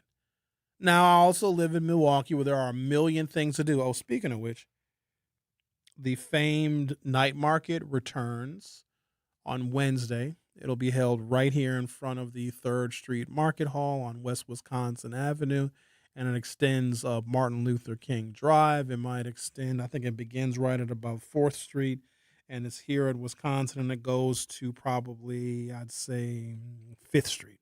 Okay? Great time. Please don't come to the night market with any drama. We want to have a safe night market. It's a lot of vendors. It's a lot of it's DJs and music and dancing. And there are many food trucks. And as you all know, food trucks are the cause for violence in the city of Milwaukee. So you're going to have food trucks. You're going to have many different vendors. And you're going to have DJs and there's people dancing in the streets. And it's on Wednesday. And actually, there's going to be some pretty significant road closures because they block the streets off for the night market. So check your local news so you can get the up-to-date information on street closures if you plan on being anywhere around or near downtown when the night market is taking place. Again, that is tomorrow from 5 until 9 p.m. Not sure if I want to go because it's a lot sometimes. Now, there have been some altercations in previous night markets, and I actually was fearful that they would shut it down altogether because if there's too much violence and too many fights, they sometimes will cancel certain types of festivals altogether. I remember River Splash. If you're old enough, you know exactly what I'm talking about. My opinion, finest summer festival Milwaukee has ever had, and I put that in very strong company because Summerfest is a big festival, all the ethnic festivals, all the different things we have going on throughout the summer. River Splash was the absolute best. It was Water Street, and it was across the bridge to the west. At the time, that was 3rd Street, which is now MLK. So a gigantic street festival that spanned both 3rd Street and Water Street with that bridge connecting the two avenues. And it was nothing but drinks and fun and live entertainment and music and food, and it was a really, really good time. Well, one year, somebody decides to bring a pistol and shoot the pistol in the air, and that was it for River Splash. There was no more River Splash after that, and I'm still very hurt. So please, ladies and gentlemen, I know it's not you all, those that listen to this program. You guys aren't fighting people. Unless you come to find out somebody is sleeping with your baby mama. That makes a lot of you angry. Fellas, if your baby mama is sleeping with another fella, look at it like this. Now she can be his problem. You don't got to fight nobody because somebody's sleeping with your baby mama. Xavier might have slept with your baby mama. What are you going to do? Fight him here at the 3rd Street Market Hall on the 1st floor sitting in the producer studio? Why would you do that? He didn't know that it was your baby mama. It's not his fault. Blame the baby mama. I'm going to take a break, come back. I feel like my bonnet is going to come out today. I think today feels very bonnety. It's a very passionate day. They got rid of my guy, Giannis. damn it. It ain't going to be the same. Well, the last 2 seasons he's been injured, so it's not like we saw him in many games anyway. And they sucked last season. They were so bad. It was awful. It was, and maybe it was time to go, but I just don't want to wait another however many years to rebuild. Because here's the other thing: when they signed him in 2013, I was like, "What? Why would you buy? Why would you get this?" I said, "Buy. Why would you get this child?" I glad to be Milwaukee Buck. I'm very glad. I like Milwaukee. I like how you say you have Oakland Hero. I like baklava. I like it. Milwaukee. The Greek community in Milwaukee, which is small but mighty, they went nuts. They were the only ones that were happy. And the Greeks are a very festive people. And Greek women are very pretty, by the way. They will also kill you. So please be careful. The Truth with Sherwin Hughes will be right back. Don't touch that dial. The Truth with Sherwin Hughes will be right back on 1017 The Truth, The Truth app, and 1017thetruth.com. In sitcoms, when someone has a problem, they just blurt it out and move on. Well, I lost my job and my parakeet is missing. How was your day? But the real world is different. Managing life's challenges can be overwhelming. So, what do? We get support. The Huntsman Mental Health Institute and the Ad Council have mental health resources available for you at loveyourmindtoday.org. That's loveyourmindtoday.org. See how much further you can go when you take care of your mental health. For 250 years, our armed forces have bravely served America. Wounded Warrior Project honors that legacy by supporting post-9/11 service members and veterans like Anthony, a Marine who was injured by a roadside bomb in Afghanistan. They carried me through my injuries, not just my physical, but my mental. And seeing other vets doing the same thing helped me tell myself, hey, you can do this. Join us in honoring warriors at woundedwarriorproject.org/America. In the United States, a vehicle is stolen every 31 seconds, about as long as this message. Luckily, you can take a few easy steps to protect your car in the same amount of time. Remove your valuables, roll up your windows, don't leave your car running unattended, lock your doors, and take your keys or fob. If you have information about a crime, call the police. If you suspect insurance fraud, also call 800-TEL-NICB.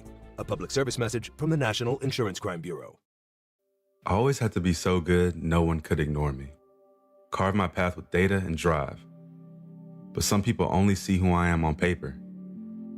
The paper ceiling, the limitations from degree screens to stereotypes that are holding back over 70 million stars. Workers skilled through alternative routes rather than a bachelor's degree. It's time for skills to speak for themselves. Find resources for breaking through barriers at tearthepaperceiling.org. Brought to you by Opportunity at Work and the Ad Council. I'm Chris Jakimick. I served in the United States Air Force and I deployed 3 times. So in 2017, I was serving as an Air Force First Sergeant. Our motto in that role is my job is people, everyone is my business. But unfortunately in that year, I would lose my own brother, Lance Corporal Adam Jakimick, to suicide. The majority of veteran suicides are from guns. I store my weapons securely, not only for myself, but for my family. Store all your guns securely. Help stop suicide. My service never stops. Brought to you by End Family Fire and the Ad Council. And here's Heather with the weather. Well, it's beautiful out there, sunny and 75, almost a little chilly in the shade. Now, let's get a read on the inside of your car. It is hot. You've only been parked a short time and it's already 99 degrees in there. Let's not leave children in the back seat while running errands. It only takes a few minutes for their body temperatures to rise, and that could be fatal. Cars get hot, fast, and can be deadly. Never leave a child in a car. A message from NHTSA and the Ad Council. You are listening to The Truth with Sherwin Hughes on 1017 The Truth app, and 1017thetruth.com.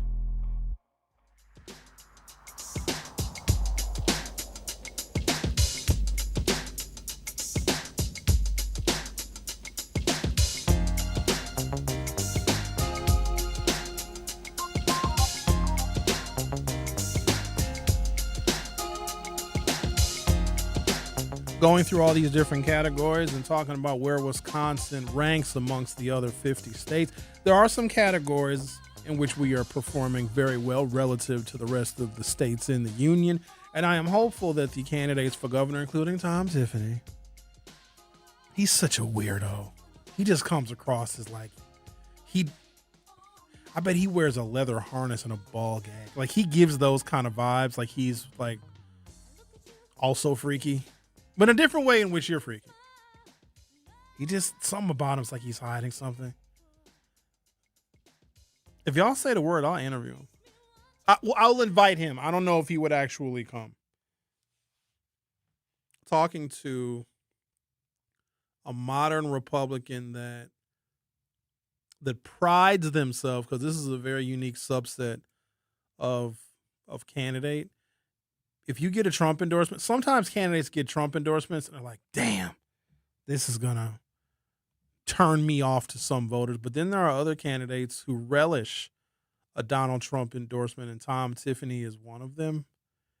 And talking to someone who wants to protect and covet their Donald Trump endorsement is usually a fool's errand if you think you're going to get any kind of reasonable or rational answer out of them. But I would interview someone like him, assuming that he accepts it. I don't think that he will, because if you have Democrats that are not actively engaging the black community for our vote, then the Republican absolutely does not need to. And it's quite embarrassing if I was to invite him and he just didn't respond, because Republicans aren't doing town hall meetings in the African-American community. They're not going to barbershops. They're not knocking on doors in the housing projects. They're not doing any of that. If anything, they fare better when the vote is suppressed, when it's a little bit more difficult to vote, when polling locations change, or if they close, or if you haven't voted in the last couple of elections and your registration lapses. They actually fare better, because you got to keep in mind, in Wisconsin, it's a very, very narrow group of people that will decide a statewide election. It's typically between 25 and 30,000 people. And if you look at this thing practically, and it doesn't bode well for us, those of us that care about Milwaukee, of any race and any culture. If you think that your 25 or 30,000 additional votes that you're going to need to win, especially as a Democrat, if you think it's going to come from rural Wisconsinites who have been hit hard by tariffs and farmers who are not exactly having an easy go, then you may put your energy and your effort and your campaign strategy and apparatus in rural Wisconsin, trying to, through a collection of 10 or 15 or 20 counties, you might do your ad buy there. You might do your town hall meetings up there and not even have to worry about the city of Milwaukee, because I think pretty consistently the city of Milwaukee is going to vote, I don't know, 65, 70%, maybe a smidge higher of eligible registered voters for the Democrat come November. And so if you know you're going to get a pretty fixed number in Milwaukee, and if you also know that there isn't going to be higher African-American voter turnout, you might forsake the black community altogether. Now, that's very disappointing for us, especially because in previous elections, Milwaukee has been a focal point. The number of candidates that come, the number of surrogates that come, the number of presidential candidates, including the president, former president himself, that appeared on 1017 The Truth. And I think we have gotten used to, at least I have, they always want to talk to Milwaukee voters. They want to engage Milwaukee voters. I know that I interviewed Kamala Harris. She endorsed Mandela Barnes in 2022. One of the reasons why Kamala Harris injected herself in a U.S. Senate race at the time, number one, she was vice president of the United States and knew that she was the heir apparent. So if she could help Mandela Barnes get elected to the Senate, that may bode well for her when she was soon to run for the Democratic nomination in 2024. None of that stuff worked out to plan. But Milwaukee has been very central, and our voters have been the centerpiece in bringing the entire state of Wisconsin along, whether it be in presidential contests, even though Donald Trump won Wisconsin in 2016 and 2024, putting energy and effort into the communities in Milwaukee has paid off more often than it has not. But I think they're just done with us. More writing is on the wall, because I talked about that Supreme Court decision where they have made minority scholarships, not just illegal, but unconstitutional at the same time. And none of the Democratic candidates are talking about this either. That's how I know that Trumpism has infected the Democrats as well, because they're not actively engaging African-American voters because it may turn off white people who no longer feel guilty about being white. I think there was a period of time in the country where white folks felt guilty about their privilege because for some reason they didn't know they had it. And they found out like, oh my God, I didn't know I had privilege as a white person. Oh, I feel terrible. And it felt bad. And white people were shopping at black-owned businesses and they were wearing Black Lives Matters t-shirts and they had Black Lives Matter signs in their yard. If you've noticed, all of the t-shirts are gone. All of the signs are gone. And a lot of white folks were like, screw this. I love being white. I don't feel guilty for it. And we don't want you to feel guilty because we know that guilt is a very temporary emotion. I'm trying to think the last time I felt guilty. Oh, I know, man. When you go grocery shopping and you put things in your cart, there's a lower shelf on your grocery cart. If I'm buying, let's say, I don't know, 24 packs of water, maybe a couple of them if I buy bottled water, because I don't want those 24 packs to take up a lot of space in my cart. And it's a cart, not a buggy. If you call it a buggy, I'll call immigration on you. And so I may put the cases of water on the bottom shelf of my shopping cart. And I'm going to continue doing my shopping. And as I'm putting more things in my shopping cart, I'm filling my cart up. I forget that on the bottom shelf of my shopping cart are two 24 packs of Ice Mountain Glacier water. I totally forgot because I'm just shopping. I'm in the pasta aisle and I'm getting the pasta and I got to go get some garbanzo beans because I like to make my own hummus and I got to get all of the things and I put it in my cart. And then if I have a lot of items, especially a lot of produce, I would rather go to a lane where there's actually a cashier because I don't like having to scan all the individual produces and whatnot. I'm sure you can feel my pain. And then as I'm putting all of my items on the conveyor and I got to put the things up on the conveyor and then the cashier's scanning and then there's some 17-year-old kid with very bad acne. Paper or plastic? It's always plastic, sir. I don't need any paper bags. Just always plastic. Okay? And then they're scanning my groceries and then the kid is putting my groceries in the plastic bag and then I push my cart down so that they can then put the bag groceries in my cart. We've all forgotten that we've got 2 cases of Ice Mountain bottled water on the bottom of my cart. And then they give me my total. I run my card and then it's approved. And then I leave with a receipt that's 37 feet long because I bought many groceries.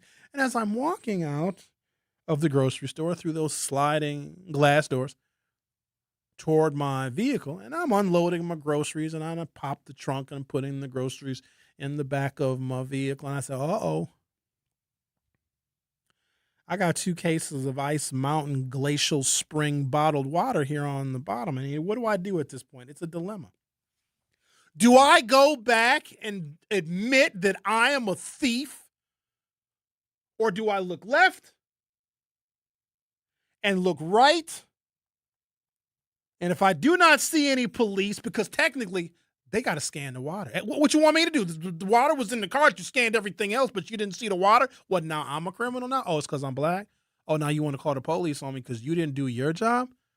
And y'all want $15 an hour? You want $20 an hour? You couldn't scan the water? Now you're trying to call me a thief, and I get in my car and I leave, and I feel very fine. I'm guilty for a second. That was the last time I felt guilty. You're listening to The Truth with Sherwin Hughes, who doesn't feel guilty. Don't go anywhere. I'll be right back. The Truth with Sherwin Hughes returns after this on 1017 The Truth app, and 1017thetruth.com. Babes, what are you doing? What? I'm just mowing the lawn. No, it's blazing hot and dry out here. Don't you remember? Smokey Bear says, avoid using power equipment when it's windy or dry. Where'd you learn this? oh, it's on SmokeyBear.com, with many other wildfire prevention tips. Right. Thanks, honey bear. Because remember, only you can prevent wildfires. Brought to you by the USDA Forest Service, your state forester, and the Ad Council. When a warrior faces adversity, he fights through it. He finds a way. Freedom isn't free. Rolling strong. Belief. Believe you can, and you will. Wheelchairs for Warriors provides mobility solutions to veterans and first responders injured in the line of duty. Join the mission and visit wheelchairsforwarriors.org. Here's the deal. We gotta set ourselves up. See, retirement is the long game. We gotta make moves and make them early. Set up goals. Don't worry about a setback. Just save up and stack up to reach them. Let's put ourselves in the right position. Pre-game to greater things. Start building your retirement plan at thisispretirement.org. Brought to you by AARP and the Ad Council. For 75 years, the Muscular Dystrophy Association's voices have thundered through the halls of Congress. For 75 years, we've willed the impossible into existence. For 75 years, the MDA community has pushed the science, shifted the narrative, and established the field of neuromuscular medicine. And until that day, when this is all a thing of the past, you couldn't stop us if you tried. Join us and celebrate 75 years of breakthroughs at MDA75.org. You can't buy a best friend. You can love them, walk them, pet them, and care for them, whether they want you to or not. You can take a picture or 50. You can fly to the moon, travel the world, or just stay in bed. You can't buy a best friend like that, but you can adopt one. There are millions of pets waiting for a best friend just like you. Help us save them all at bestfriends.org. Talking about guns with others might not always feel comfortable, but it could save a life. Here's a way to start a conversation. Your family is going over to your neighbor's home for dinner for the first time. How would you ask if there are any unlocked guns in the home? Hey, we're so excited for tonight. Before we come over, though, may I ask if there are any unlocked guns in your home? Our guns are stored securely, locked in a safe that the kids can't access. Awesome. Learn how to have the conversation at agreetoagree.org. Brought to you by the Ad Council. This is The Truth with Sherwin Hughes on 1017 The Truth app, and 1017thetruth.com.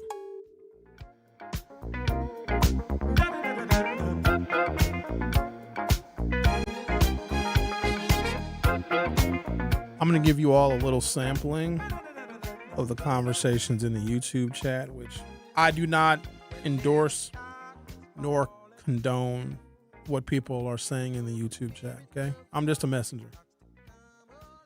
Ghetto Geek 414 says, so brace yourself just because of the name they gave themselves. Ghetto Geek 414 says, okay, so for the stud/bull dagger squirters with the G.I. Joe Kung Fu grip, how accurate is the Tahoe Malibu identifier asking for a friend? You're asking for yourself. Asking for a friend. Nobody asks for a friend. They ask for themselves. Reginald Jones said, is that CeCe Peniston I'm hearing? No, that was Lisa Stansfield. Been Around the World was the name of her song. Jasmine says she hasn't heard that song in a long time. I mean, it is Black Music Month and Pride Month. Don't really know how those things work together. Locked and Lovely said Tom Tiffany is probably jockeying for a cabinet position in 2028. That's under the assumption that a Republican gets elected in 2028, and I hope not.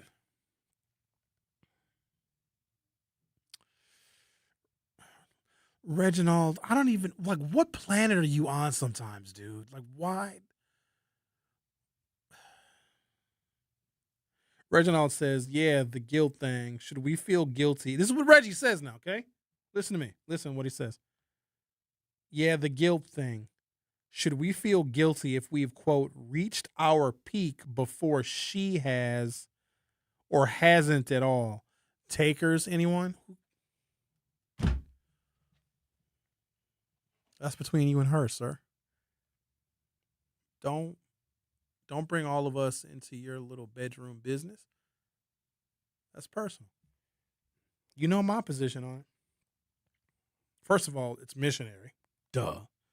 Second of all, you got 2 minutes. Okay? I can do a lot in 2 minutes.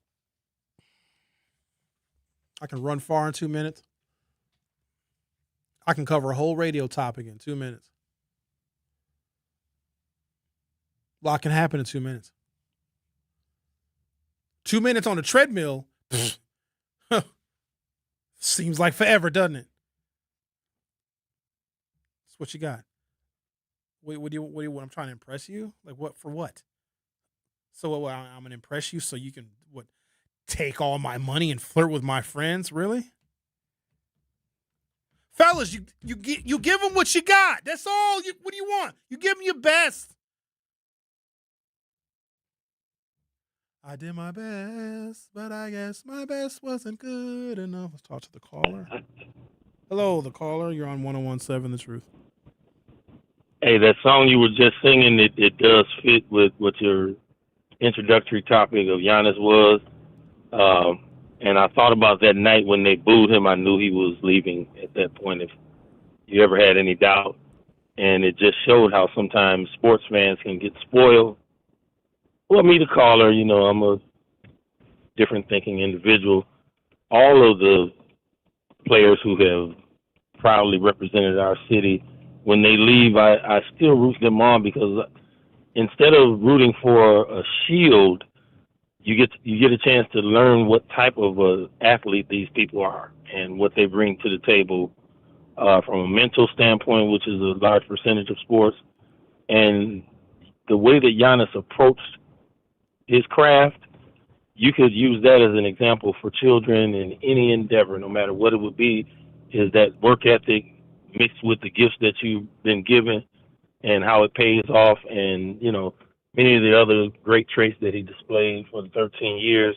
So I wish him well, and I do believe that we've experienced this before when Todd Day and Lee Mayberry were wearing those purple uniforms that sucked and the team sucked.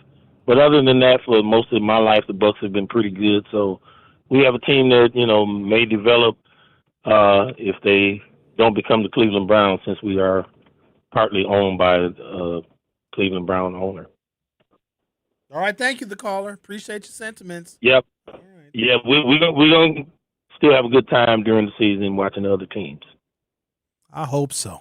Thank you very much. I am happy for Giannis. I'm glad and grateful for all of the joy and the championship that he brought us. But that ends when I see him in a Miami jersey, because when he comes back home, we're going to cheer for him. Hey, Giannis, it's good to see you. But then I hope we get in that ass. I hope we dunk all over him. I am very happy that I got to witness history. The long view of history, that long 13 years of while he was with our team, the ups, the downs, the injuries, the trades, the rumors, all of it. And I was at that game when we booed him, not me, but he booed us back. Ooh, that hurt. But as far as being one of those people that roots for your franchise player when they put on another jersey, that ain't me. When Aaron Rodgers left, I wasn't no fan no more. When Brett Favre left, I wasn't no fan no more. I'm loyal to my team. It's like if y'all divorce your ex-wife, you root for her and her new husband? Ha! If you wearing my jersey and you my home team, then we're family. But as soon as you decide you want to go somewhere else, well, then you made your bed. I hope you lie in it. The Truth with Sherwin Hughes will be back for hour 3. The Truth with Sherwin Hughes returns after this on 101.7 The Truth, The Truth app, and 101.7thetruth.com. At Versity on King, we believe taking care of our community starts right here, together. Every day, neighbors step up to donate blood, helping save lives in Milwaukee and beyond. But Versity on King is more than a donor center. It's a place for health education, community connection, and support, especially for families facing conditions like sickle cell disease. When you donate blood, you're not just giving, you're showing up for your community. Visit versity.org/VersityOnKing to learn more or schedule your donation today. Versity on King, rooted in community, powered by hope. Make your home and family safer by properly getting rid of nasty chemicals and fire hazards. MMSD's Home Hazmat program offers 3 drop-off centers that are open all year long. It's fast and easy. You don't even have to get out of your car. And it's free to visit the drop-off. Lithium-ion batteries, old gas, propane tanks, they take all of that and more. For a list of things you can and cannot bring, locations and hours, go to mmsd.com. Milwaukee County residents only. No businesses. Wherever there's a need in our communities, there's a United Way. Improving lives so everyone can thrive. Where more people can gain access to health care and nutritious food for their tables. Where more community members can benefit from financial education and get connected to local resources for housing support. And where children are given more chances to reach their full potential. Community is where we find our strength and where we share our hope. United is the way. Visit unitedway.org. Are people around me safe when I vape? Science does not support that belief. Exhaled vape emissions linger in the air, affecting indoor air quality and bystanders in the same space through secondhand exposure. Vaping emissions can also accumulate on clothes, hair, dust, and furniture, leading to exposure risks to bystanders of all ages. And vaping around a pregnant person can lead to serious health impacts on fetal and childhood development. Enough with the puff. Learn more at ul.org/vaping. My mom has decided to learn to paint, and she's good.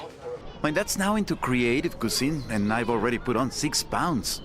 Learning new things comes with age. My mom, she started forgetting my name and what we're talking about. Forgetting well-known things doesn't. Memory loss may be a sign of Alzheimer's disease. Early detection gives you and your loved one time to plan for the future. Learn the warning signs of Alzheimer's at 10signs.org. Brought to you by the Alzheimer's Association and the Ad Council. You're listening to Milwaukee Black Talk on 101.7 FM. The Truth. And 1510 AM. W269DL. Milwaukee. A Milwaukee Black media company. This is The Truth with Sherwin Hughes on 101.7 The Truth, The Truth app, and 1017thetruth.com.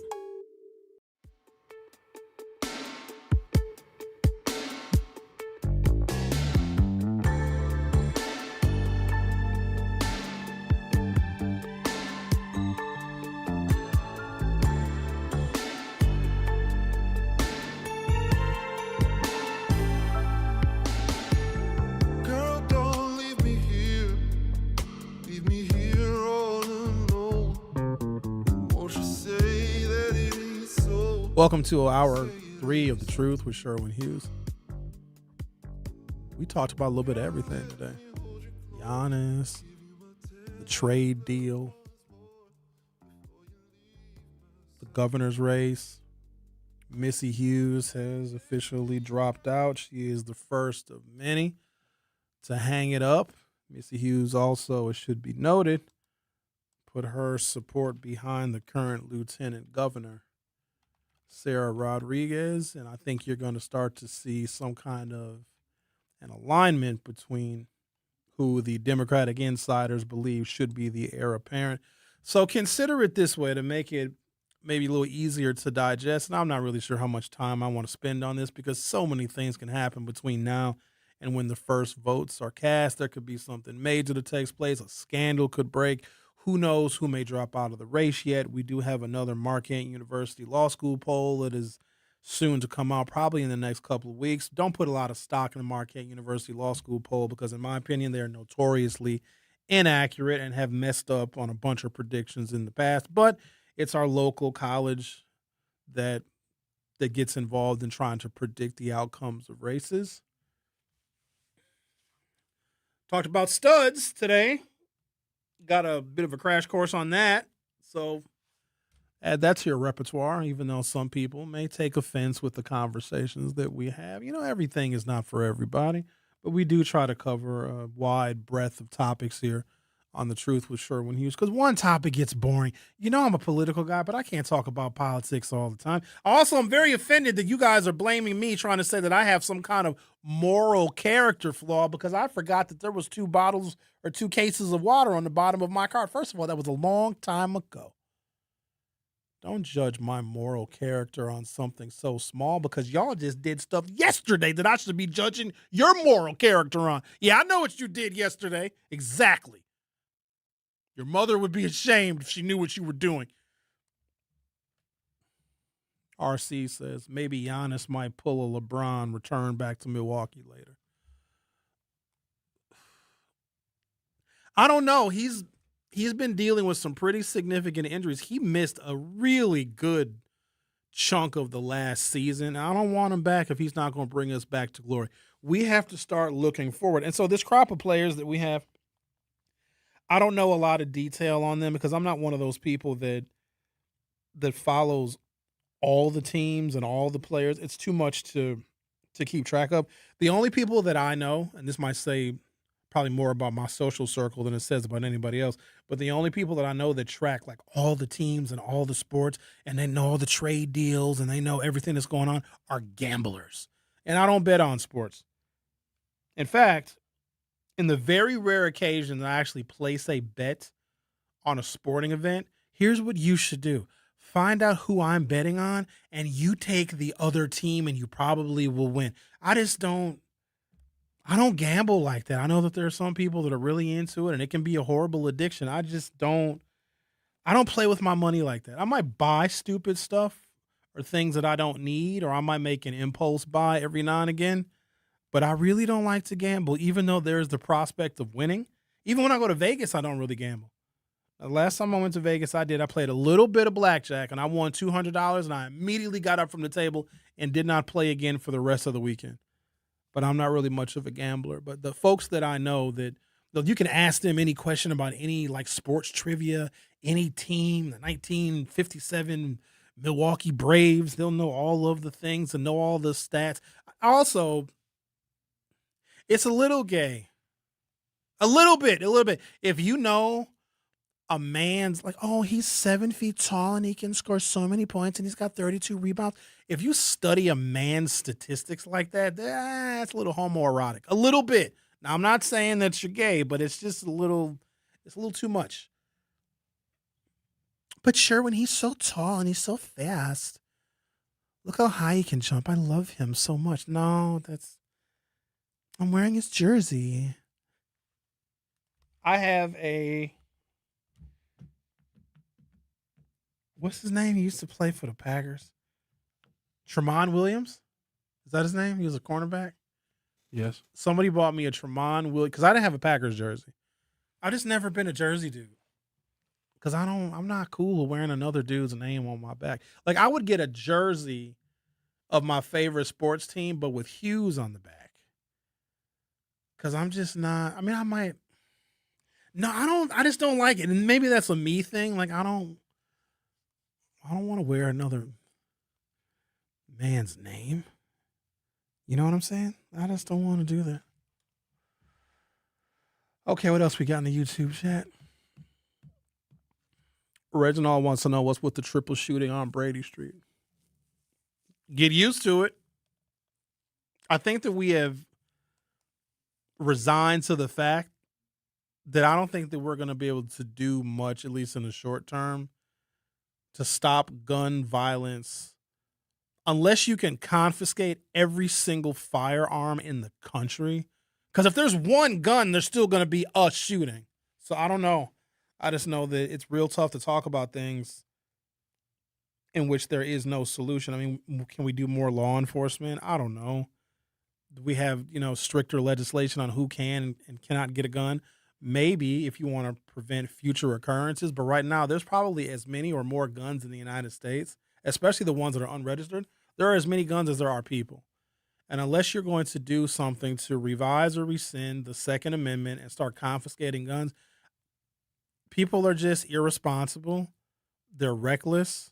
They're impulsive.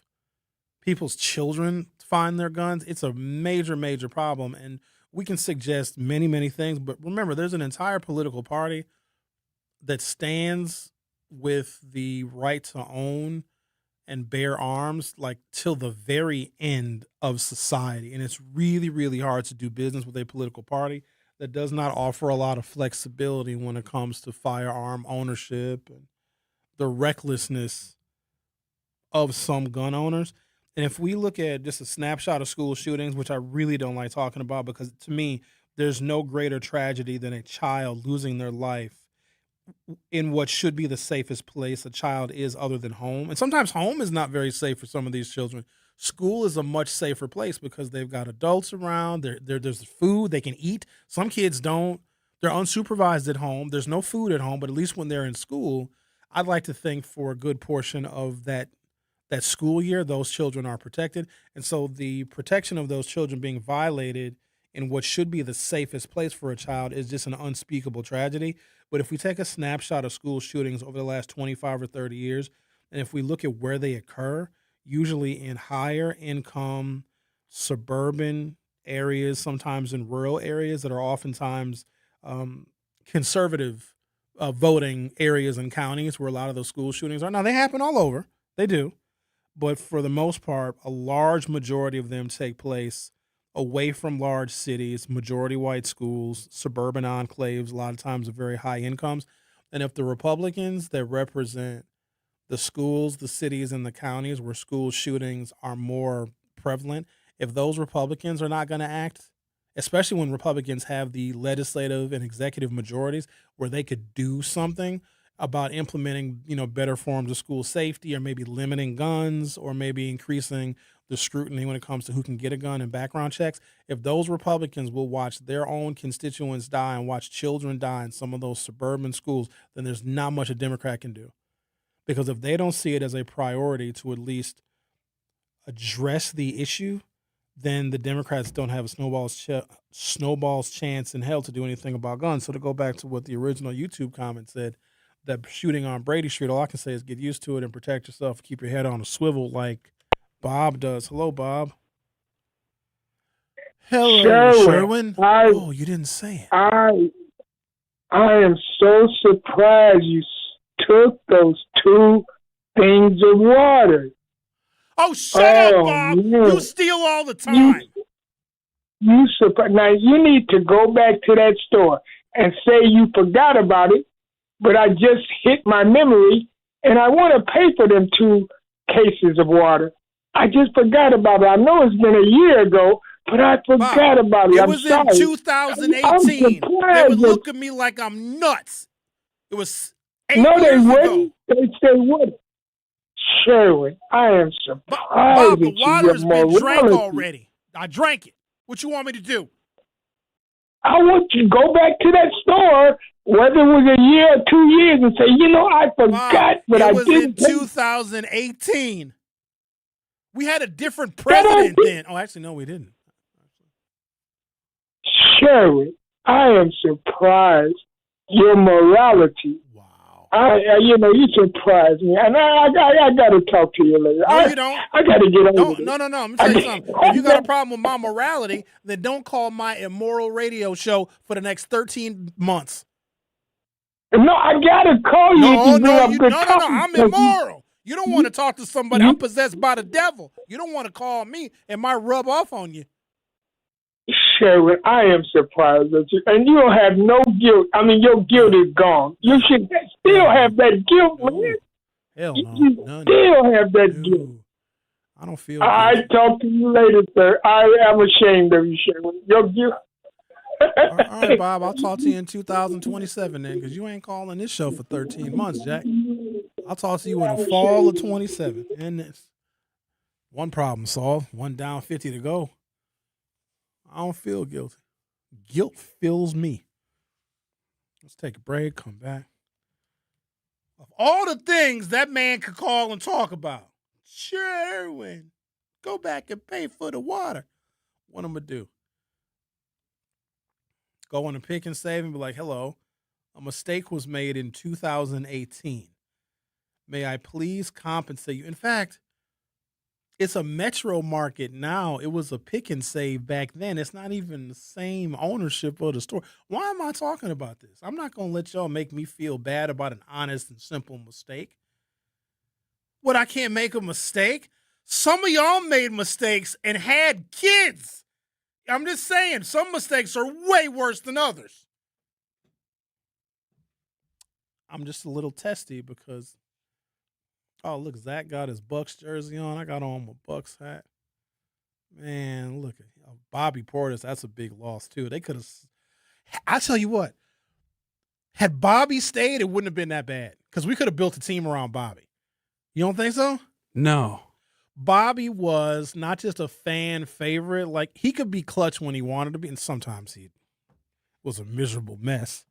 But Bobby, I don't think he really liked it here because when they broke into his house and stole his championship ring and his jewelry, he was done. I think he was finished. But he was like a great, like, he rose the spirits. When Bobby came in the game, people went crazy. They cheered for Bobby Portis harder than they cheered for Giannis. Like, Bobby was something else. He was. Well, they got rid of him, too. All right, let's take a break, come back. Guess we'll deal with my lack of morality. The Truth with Sherwin Hughes. We'll be back shortly. The Truth with Sherwin Hughes returns after this on 1017 The Truth app, and 1017thetruth.com. Hi, this is Sherwin Hughes from 1017 The Truth, and I want to talk to you about something bigger than just buying a house. I'm talking about building a legacy. Owning a home isn't just about four walls and a roof. It's about giving your kids a place where memories are made, where birthdays are celebrated, and where they always belong. It's about planting roots, knowing your neighbors, waving from the porch, and being a part of a community that feels like family. If you've been renting and wondering if home ownership is even possible, Axe Housing is here to work with you. An Axe Housing coach will help you create a plan, a budget, and move step by step toward owning a place you can truly call your own. They've already helped over 4,000 families become homeowners, and many are paying less than they were paying for rent. Don't let where you are today stop your families tomorrow. Start your journey at axehousing.org. That is ACTS housing.org. Your legacy begins at home. I'm Sherwin Hughes, and I know the power of Stars and Stripes Honor Flight firsthand. As someone who's been on an honor flight, I can tell you it's a day you'll never forget. Stars and Stripes Honor Flight gives our oldest veterans who served in any location in June of 1975 or earlier a free one-day trip to Washington, D.C. for veterans. Airfare, meals, a coach bus tour, and special flight apparel are all included. It's a day of honor, gratitude, and camaraderie. Veterans who served in the Vietnam or Korean War go to flySSHF.org and ask for an application. Don't act like that. Don't wear that. Don't think that. I've heard everything you tell yourself every time you felt different. And I want you to know that you can be vulnerable and powerful. That taking care of your mind is taking care of everyone you love and who loves you. Love your mind. Find mental health resources at loveyourmindtoday.org. Brought to you by the Huntsman Mental Health Institute and the Ad Council. The possibility of lung cancer can be pretty scary, especially if you're one of approximately 8 million current or former smokers at high risk. That's why SaveByTheScan.org wants you to know that now there's a breakthrough low-dose CT scan that can detect lung cancer early, and it only takes 60 seconds. You stop smoking, now start screening. For an easy quiz to see if you're eligible, visit SaveByTheScan.org. It could save your life. SaveByTheScan.org is brought to you by the American Lung Association's Lung Force Initiative and the Ad Council. This is The Truth with Sherwin Hughes on 1017 The Truth app, and 1017thetruth.com.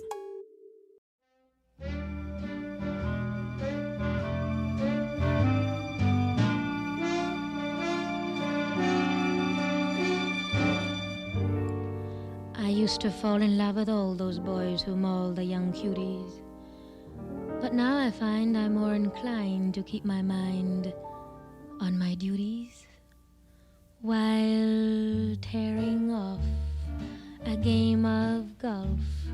I may make a play for the caddy, but when I do, I don't follow through, 'cause my heart belongs to Daddy.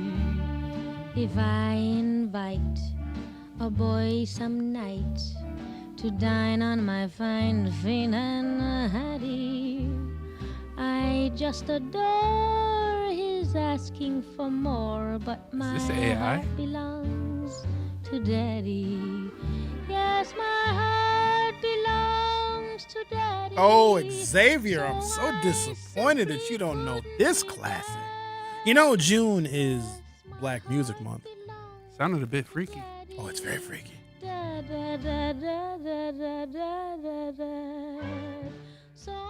The always incredible, effervescent Eartha Kitt. She sang this song. Trippie Redd of the 1920s.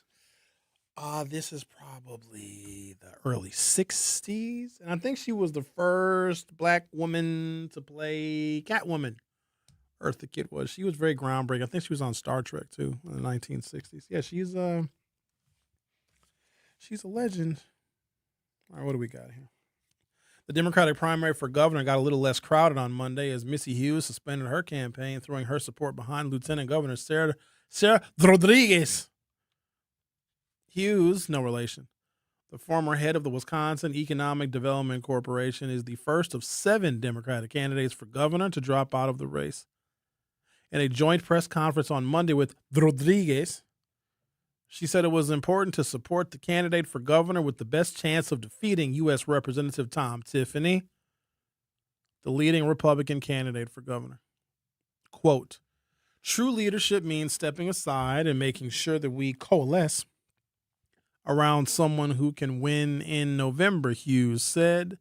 I'm thrilled to be standing alongside the person who I think is going to be the next governor of Wisconsin, and that is Lieutenant Governor Sarah Rodriguez. Hughes got into the race for governor in September, shortly after leaving her job as the head of the state's Economic Development Agency. Like other Democrats in the race, she reported competitive fundraising numbers through the end of last year, but she struggled to stand out in the very crowded field.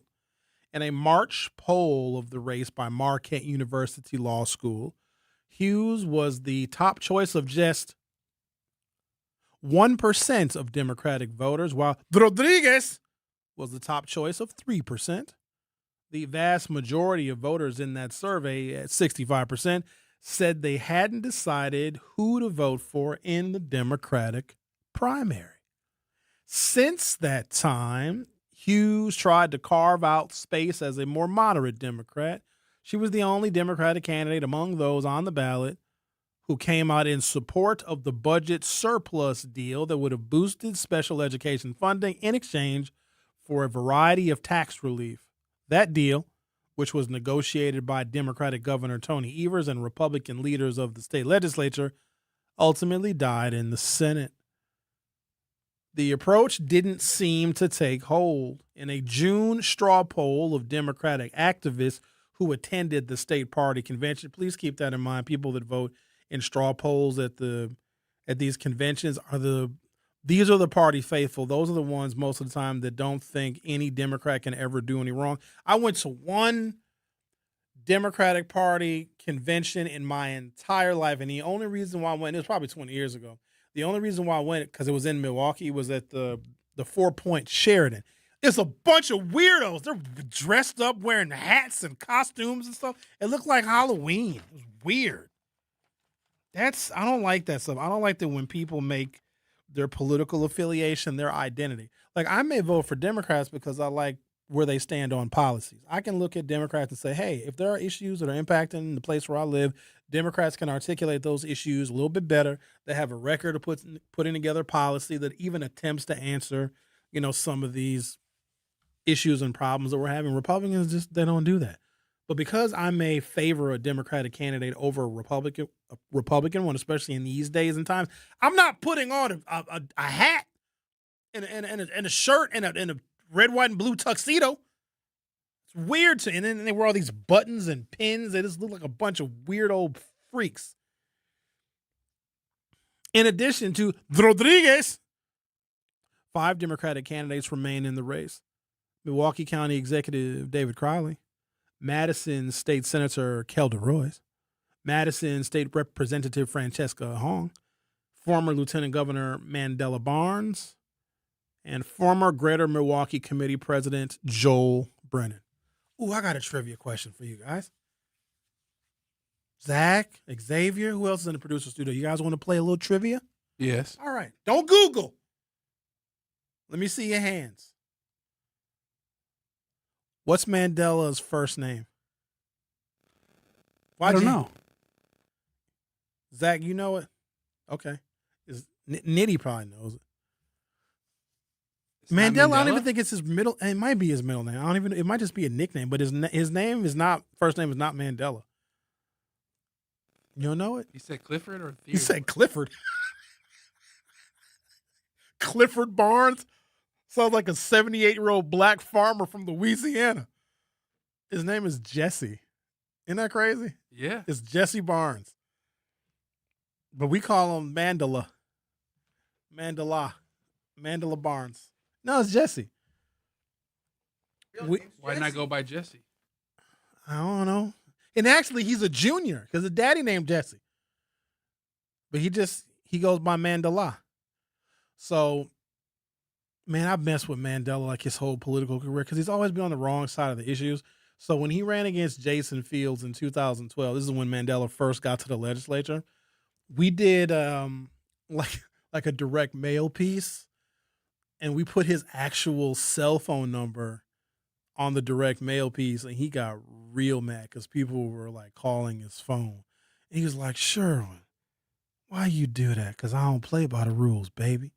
Because I don't feel guilty because I steal water from the grocery store. What? You're dealing with a thug. But he doesn't like to go by the name of Jesse, so we call him Mandela. That's weird.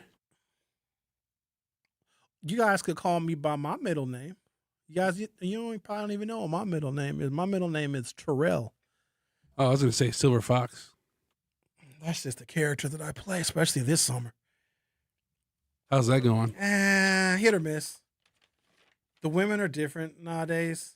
It's different. It used to be so easy. Yeah, you got tricked by the girl liking your Instagram stories. You remember that lady that called in? Remember that lady? Yes. I might need to. I should call circle her. back. You should call her. I forgot her damn name. What's her name? Katie? I don't remember her name. No, I can't remember. It's so long ago. But you can text her and say, "Hey, how are you doing?"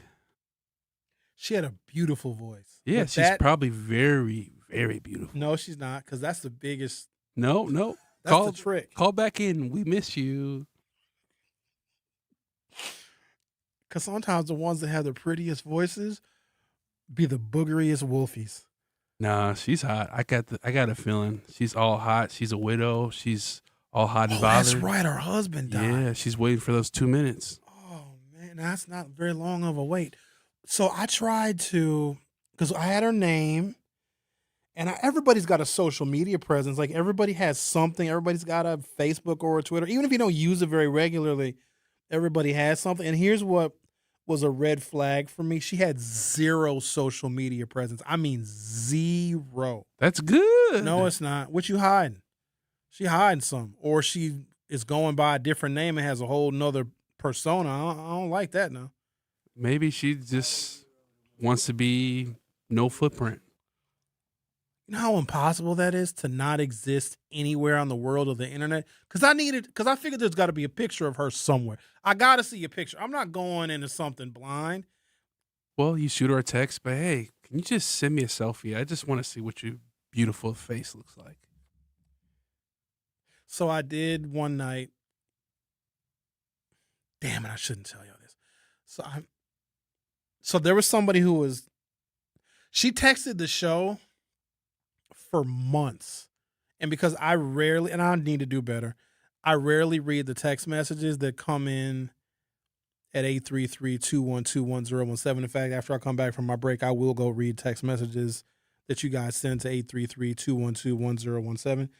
But I happened to be reading them one day just randomly in October. And this woman, and her name is saved. It's like an abbreviated name, so I didn't really get her actual first name. And she's like, "Oh, Sherwin, I've been trying to get with you and go out with you for months." And I happened to just read that text message. And we have this text message program where I can go back and I can search all of the messages that came from a particular phone number. And this woman is like flirting with me incessantly. And I never saw any of the messages. I always missed them. So I'm reading like pages and pages of message where she's just like flirting, like, "Oh, Sherwin, we should hang out. Oh, Sherwin, I love this and I love that about you." And I was like, really? So I texted her back and she was like, "Hey, you should call me so we can get to know each other. And I took the bait. Now, here's the thing about this particular woman.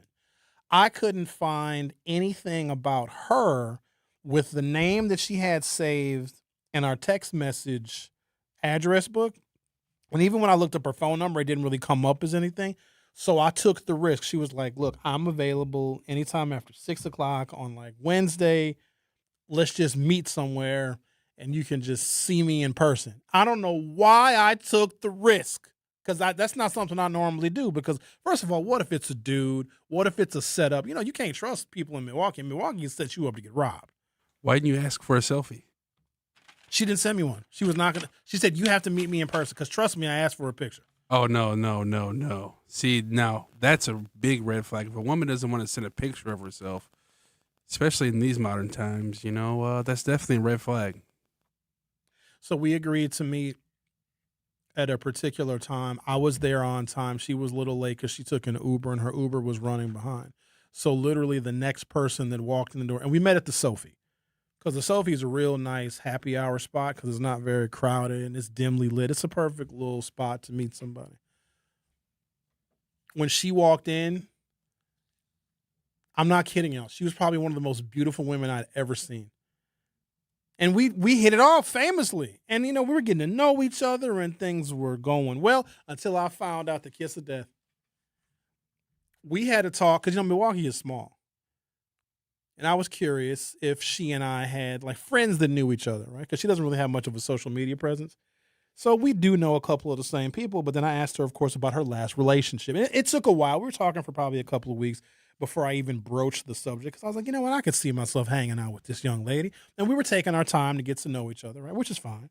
But then I asked her about her previous love interest and who she was dating. She said, well, it's been a while since I've dated anybody seriously. But guess who she told me that she was? Jesse Barnes? Yep! Can't do it. Oh, jeez. You could have been Eskimo cousins. I can't, not with him. I can't do it. That's because, you know what? I can't do it. Because forever, if let's say that I was in a serious relationship with this woman, let's say that she and I decided we were going to like be together, forever, Jesse could be like, I got it first. Yeah. I don't like that. I don't like the fact that he, and no offense to him, you know what I mean? But Milwaukee is small and sometimes you have that overlap. That's why it's good to find out. And sometimes it's not that big of a deal. But as a rule, I would rather not say that he was ever friendly with. You know what I mean? That's just a Sherwin rule. Makes sense to me. Right, exactly. It's like I would never date none of your girls. Well, they're all really way younger than you. But they got to hold on. They growing, ain't they? Oh, yes. It could be your daughter, though. Ain't got nothing. They're not. Okay. Listen, I'm 51. Technically, a 35-year-old woman could be my daughter. And you think I look at a 35-year-old like, oh, I can't date you, 35-year-old. She might have gray hair at 35. I'm not dating 35-year-old women. You date younger or older? Dating or Is sleeping? 35 old for you? No. Okay. Some 35. I mean, no. There's some 45-year-old women that look like they're 27. It's some 45-year-old women that are the most beautiful they have ever been, because a lot of times that confidence comes out because they've lived the life already. They're not worried about their reputation. They're established. They don't care what nobody thinks about them. Like, they're not worried about being judged. Oh, those are some of the best. I like women my age because women of my generation are unique in that they are unlike any other generation of women. And also, we, Generation X people, understand each other because we all came up essentially in the same time before the world was so weird and sensitive and politically correct. And we all did dirt, but none of it was on camera. So we get to engage in stories. And we get to have these conversations about what it was like back in the day. You can't do that with a young girl. These girls so young now, their baby pictures are from digital cameras. Yeah. If your baby picture ain't an old, faded 35 millimeter, 110 millimeter picture that somebody had to get developed at the photomat, then I don't want none. Now, young girls can be a good time because they're fun. They're bubbly and effervescent and irresponsible and probably broke and have bad credit. But other than that, The Stellas got it going on. The hoodoo? The Stellas. That's what I call older women that get back into shape and they're looking hot. You know, Stella got a groove back, so I call them Stellas. Okay, then. I'll call them cougars. Yeah. Or milfies. MILFs are. Man, listen. MILFs are my favorite. Don't go through my search history. Nothing like a suburban MILF. Woo! Walk in the house, they got an apron on, nothing else underneath with a tray of chocolate chip cookies. I don't know where to start. All right, let's take a break before Al calls in. You're listening to The Truth with Sherwin Hughes. I got to take my mind off of things because we're losing our boy Giannis. I feel like I'm losing a family member, you know? As soon as he put that Miami jersey on, he's the enemy. Don't go anywhere. I'll be right back.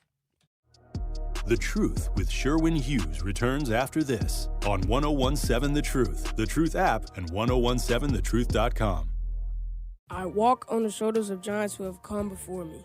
I am ASAP and Maya Angelou. I am Marva Collins and Frederick Douglass. From A to Z, I celebrate, emulate, and commemorate their example. This is part of the Declaration of Excellence Milwaukee College Prep Scholars recite, not just during Black History Month, but each and every morning, because our students don't just honor history, they're determined to shape it. Enroll your scholar at MilwaukeeCollegePrep.com.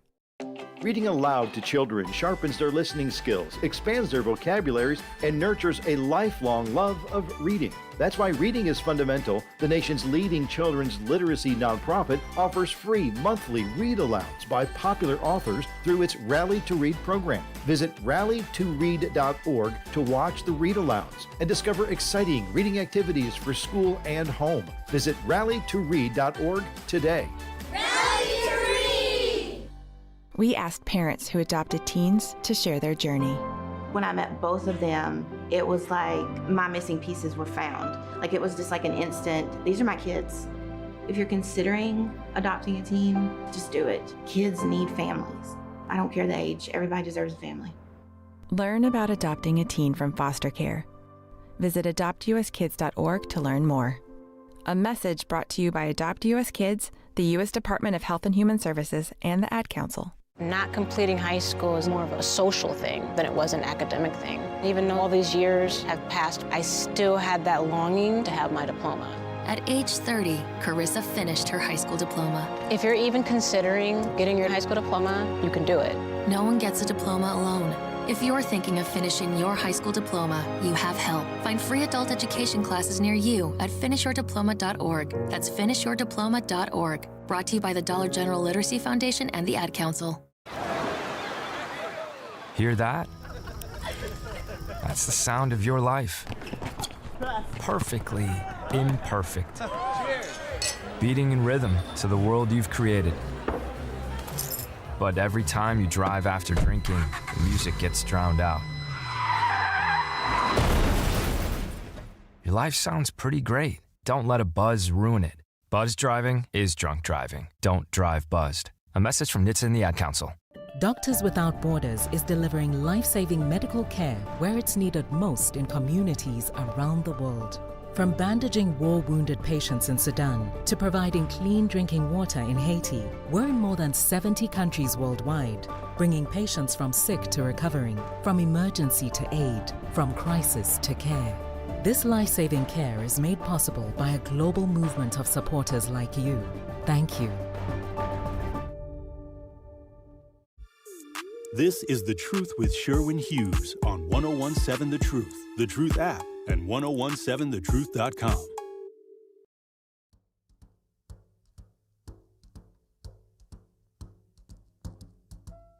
Fly me to the moon, let me play among the stars, and let me see what spring is like on Jupiter and Mars. In other words, hold my hand. In other words, baby, kiss me. I was born 20 years too late. Sorry, y'all. Frank was the man. Him, Peter Lawford, Dean Martin, and Sammy Davis Jr. Back when the gangsters ran Las Vegas. Oh, what a time. I mean, there was that whole civil rights thing, but I mean, other than that, my goodness. Women were women. Men were men. Speaking of women being women and men being men,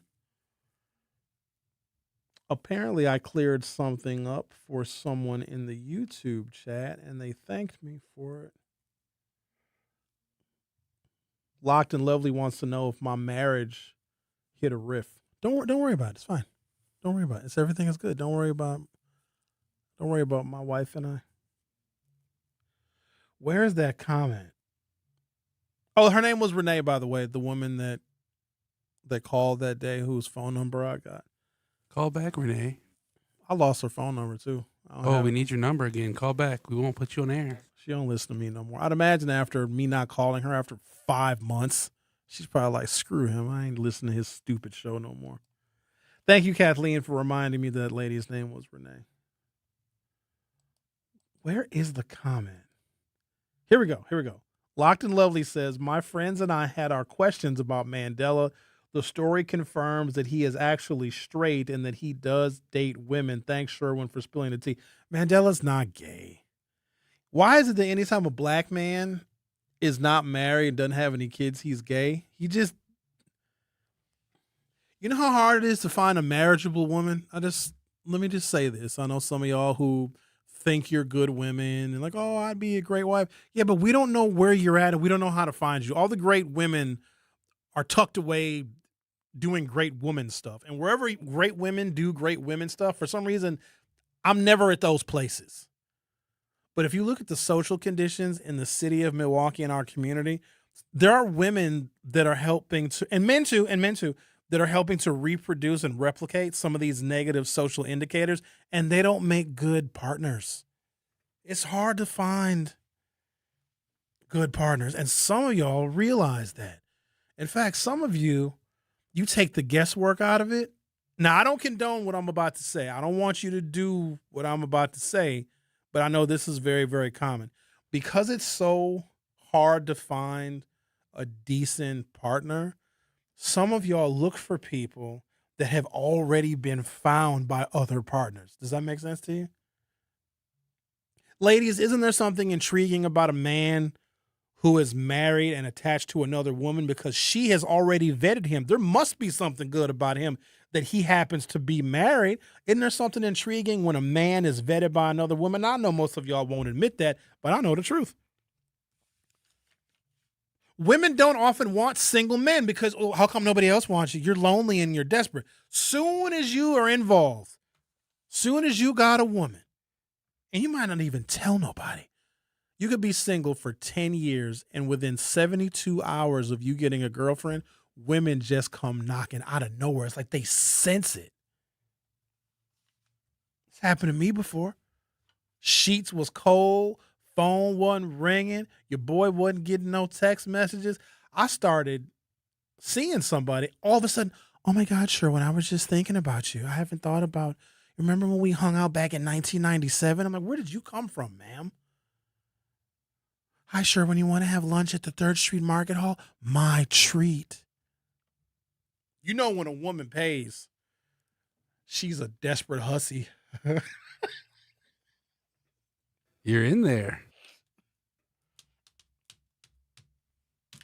They know it. And then, okay, so you go into it innocently. Let's say you're seeing somebody, whatever, and you take a woman up on this offer. Please learn from my mistakes. And then let's say it's harmless, right? Because I can have lunch with a woman. It's no big deal. I'm having lunch, damn it. What, I can't eat? I want to have lunch. And the woman says, sure, I'll take you out to lunch at the 3rd Street Market Hall. I said, cool. I'll finish my show at noon. I'll meet you in the market hall. And we have lunch.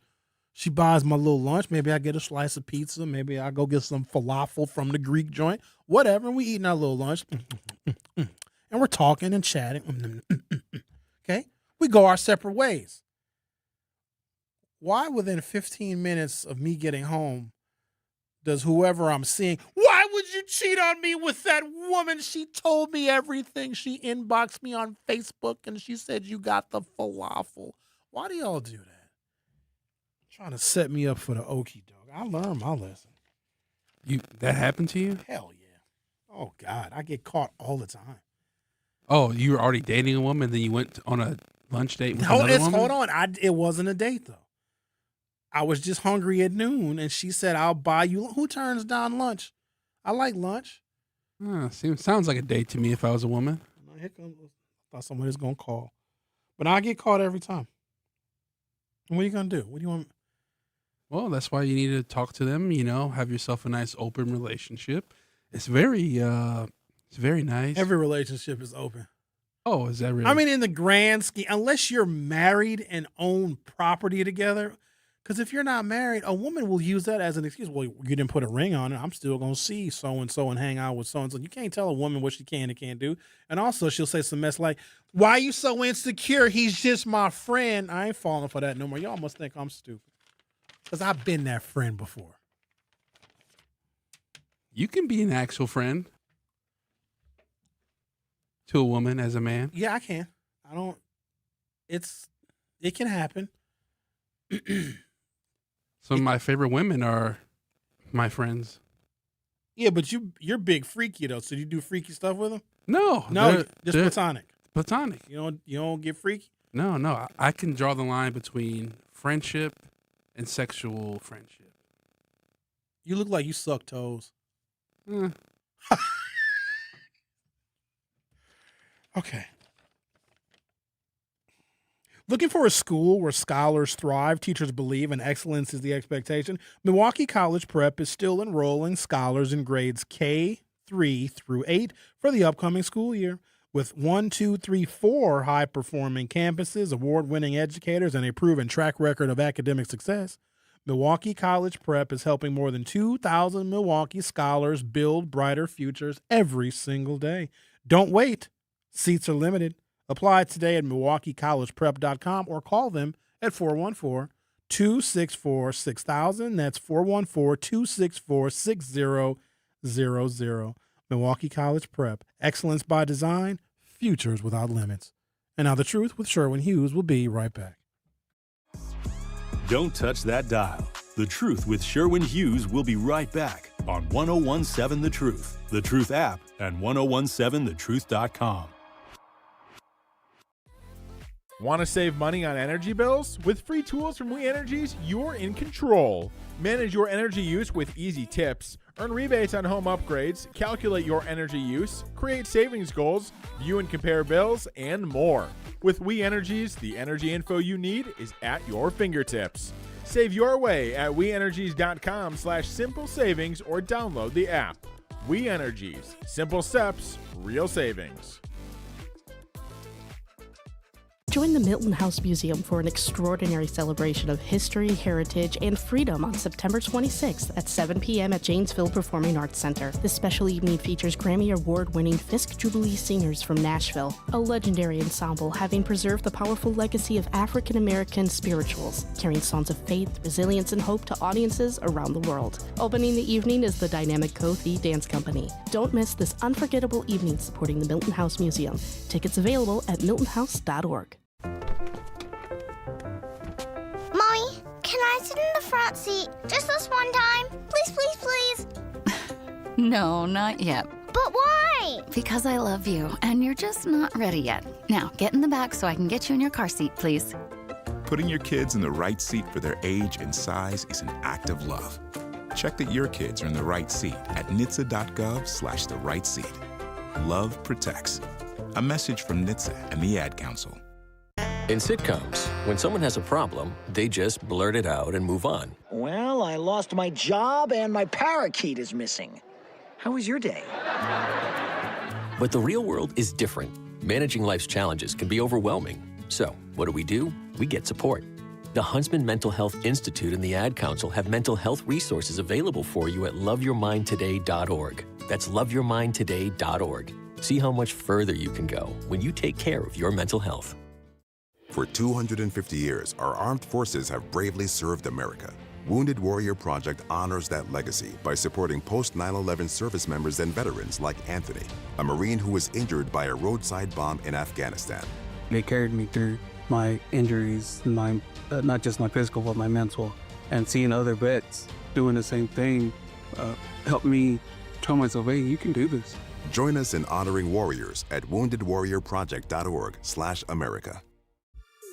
This is The Truth with Sherwin Hughes on 1017 The Truth app, and 1017thetruth.com. When love is king, when boy meets girl, here's what they say.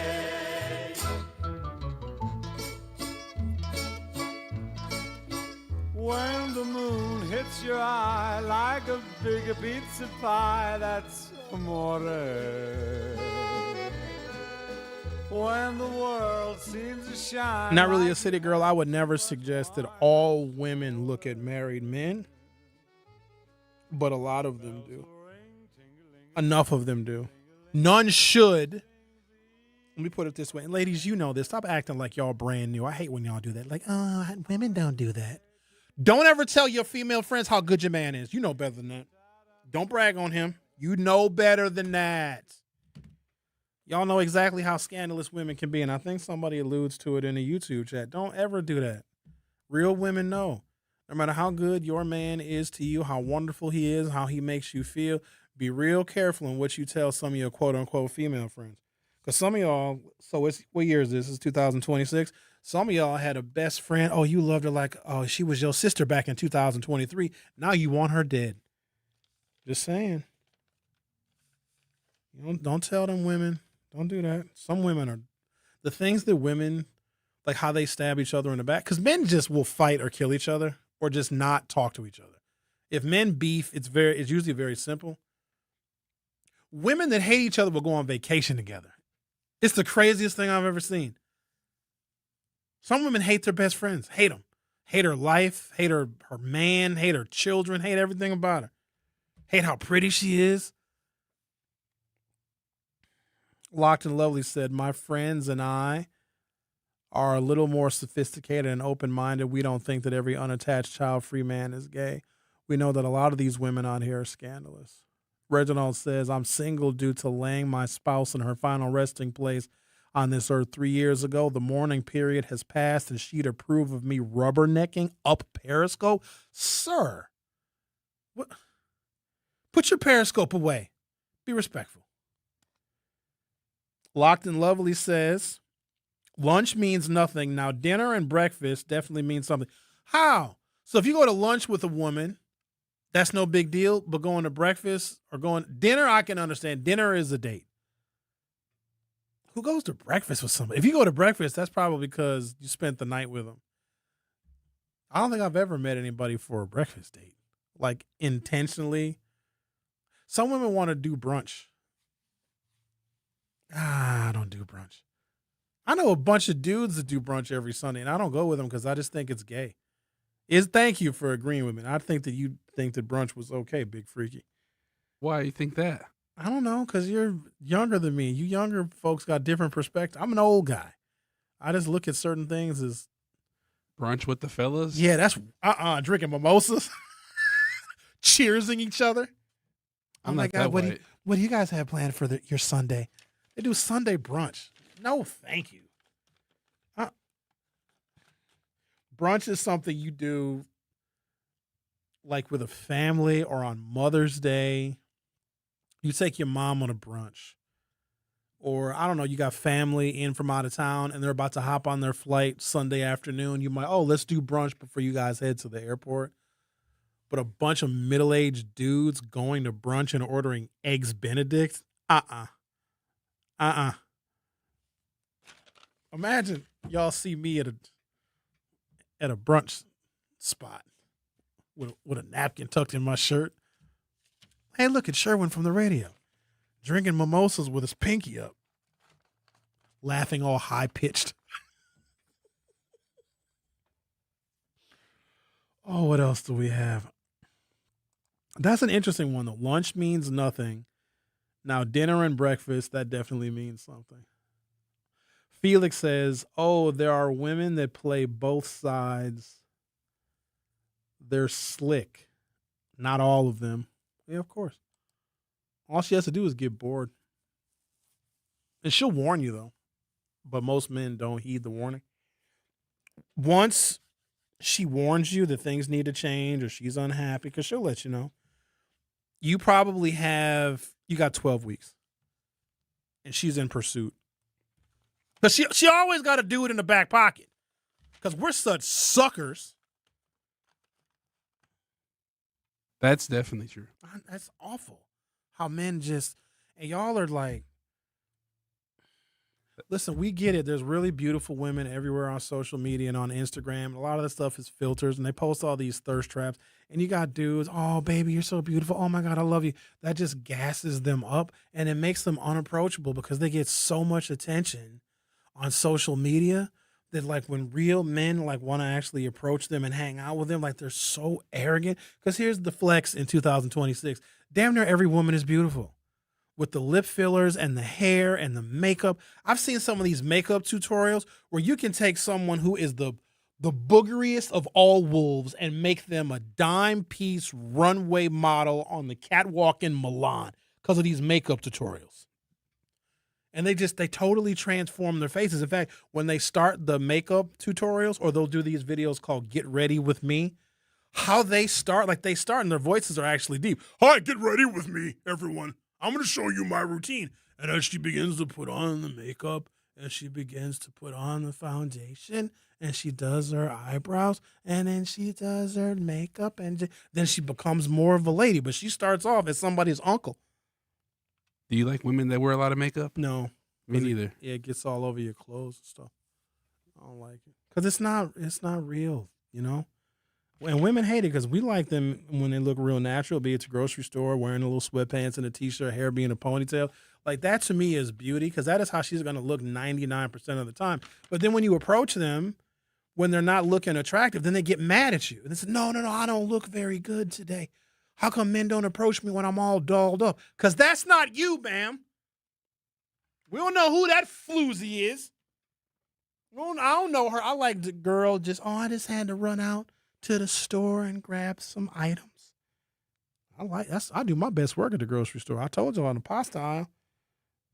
Yeah, that's very funny. That's where I get down because I'll be like, oh, so I see you're buying some angel hair pasta. So what kind of sauce do you like? And I'll be like, oh, I like this sauce. I like this. I'm like, oh, really? What do you serve with that? Ice is broken. All right. And then, well, I'm going to let you get back to your shopping because I want to get back to my shopping too. But why don't I got a couple of other recipes I'd love to share with you. Why don't we exchange information and we can maybe talk about recipes, or maybe one day, if you're lucky, I might even make dinner for you. You're so funny. Okay. Sucker, you're done. I'll try that one. We'll see. She's finished after that. You if I get a giggle, good night. Thank you for listening. Lunch break is up next. In the United States, a vehicle is stolen every 31 seconds, about as long as this message. Luckily, you can take a few easy steps to protect your car in the same amount of time. Remove your valuables,